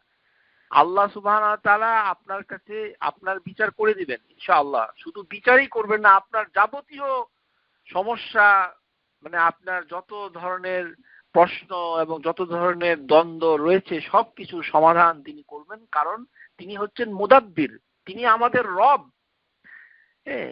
শুধুমাত্র আল্লাহর ইবাদত করা আমাদের মুখ্য উদ্দেশ্য, এবং সেটার জন্য আমরা আল্লাহর কাছে সাহায্য চাই। আর আল্লাহ সুবহানাহু ওয়া তাআলা সম্পর্কে এমন কথা যদি আপনি বলেন তাহলে এটি হবে অত্যন্ত গর্হিত একটি গুনাহ। কুল ইন্নামা হাররামা রাব্বিল ফাওয়াহিশা মা যাহারা মিনহা ওয়া মা বাতানা ওয়াল ইসমা ওয়াল বাগিয়া ওয়া বিগাইরিল হাক্কি আন তুশরিকু বিল্লাহি মা লাম ইউনাজ্জিলু বিহি সুলতানা ওয়া আন তাকুলু আলাল্লাহি মা লা তা'লামুন। হে মুহাম্মদ, আপনি ঘোষণা করে দিন যে আমার রব ইন্নামা হাররামা, আমার রব হারাম করে দিয়েছে, প্রকাশ্য অপ্রকাশ্য অশ্লীলতা হারাম করে দিয়েছে। তারপরে মা যাহারা মিনহা, যে সকল কাজ অশ্লীল ভাবে করে এবং প্রকাশ্যে করে অপ্রকাশ্যে করে, অমা বাতানা ওয়াল ইসম, গুনার কাজ, ওয়াল বাগিয়া, বিদ্রোহী বিরোধিতা, আল হাক্কি, মানুষের সত্য থেকে বিচ্যুত হয়ে এটি হারাম করে দিয়েছে, এটাকে পরিহার করতে হবে। ওয়া আন তুশরিকু বিল্লাহ, এবং আল্লাহর সাথে কিছু শরীক করবে না, যার পক্ষে কোনো আল্লাহ দলিল প্রমাণ অবতীর্ণ করেননি। এই হচ্ছে আপনার কথা। মা লাম ইউনাজ্জিলু বিহি সুলতানা, যে আল্লাহর দরবার, কথাটা আল্লাহ নাজিল করে নাই। দরবার কেন আপনি বলছেন? যেখানে ওয়াইজা সাআলাকা ইবাদি, আমার বান্দা কি আমার সম্পর্কে জিজ্ঞাসা করে, ফাইন্নী কারিব, আমি তার অতি নিকটে রয়েছি। তো এখানে দরবার আসলো কোথা থেকে? ইনদাল্লাহ আসআলুল্লাহ আল আযীম, আমরা আল্লাহর কাছে সরাসরি, এখানে দরবার আসলো কোথা থেকে? আশ্চর্য। দরবার বলে কিছু নাই। সুতরাং দরবারের কথা হিসাবে কোনো দলিল আল্লাহ আমাদেরকে দেননি। এই জন্য আল্লাহ বলছেন যে মা লাম ইউনাজ্জিলু বিহি সুলতানা, কোনো দলিল অবতীর্ণ করা হয়নি, সেই সম্পর্কে, আল্লাহ সম্পর্কে যদি আপনি বলেন, ওয়া আন তাকুলু আলাল্লাহি মা লা তা'লামুন, এবং আল্লাহ সম্পর্কে এমন কিছু কথা আপনি বলছেন যেটি আমার কোনো জ্ঞান নেই, এবং সেগুলি সবকিছুকে আল্লাহ হারাম করে দিয়েছেন। সুতরাং আপনাদের সাথে আগামী ক্লাসে আবারও আমরা দুরুস মিনাল কোরআনিল কারীম, ডক্টর সালেহ আল ফাউজান তার কিতাব থেকে আবার আমরা শুরু করব ইনশাআল্লাহ।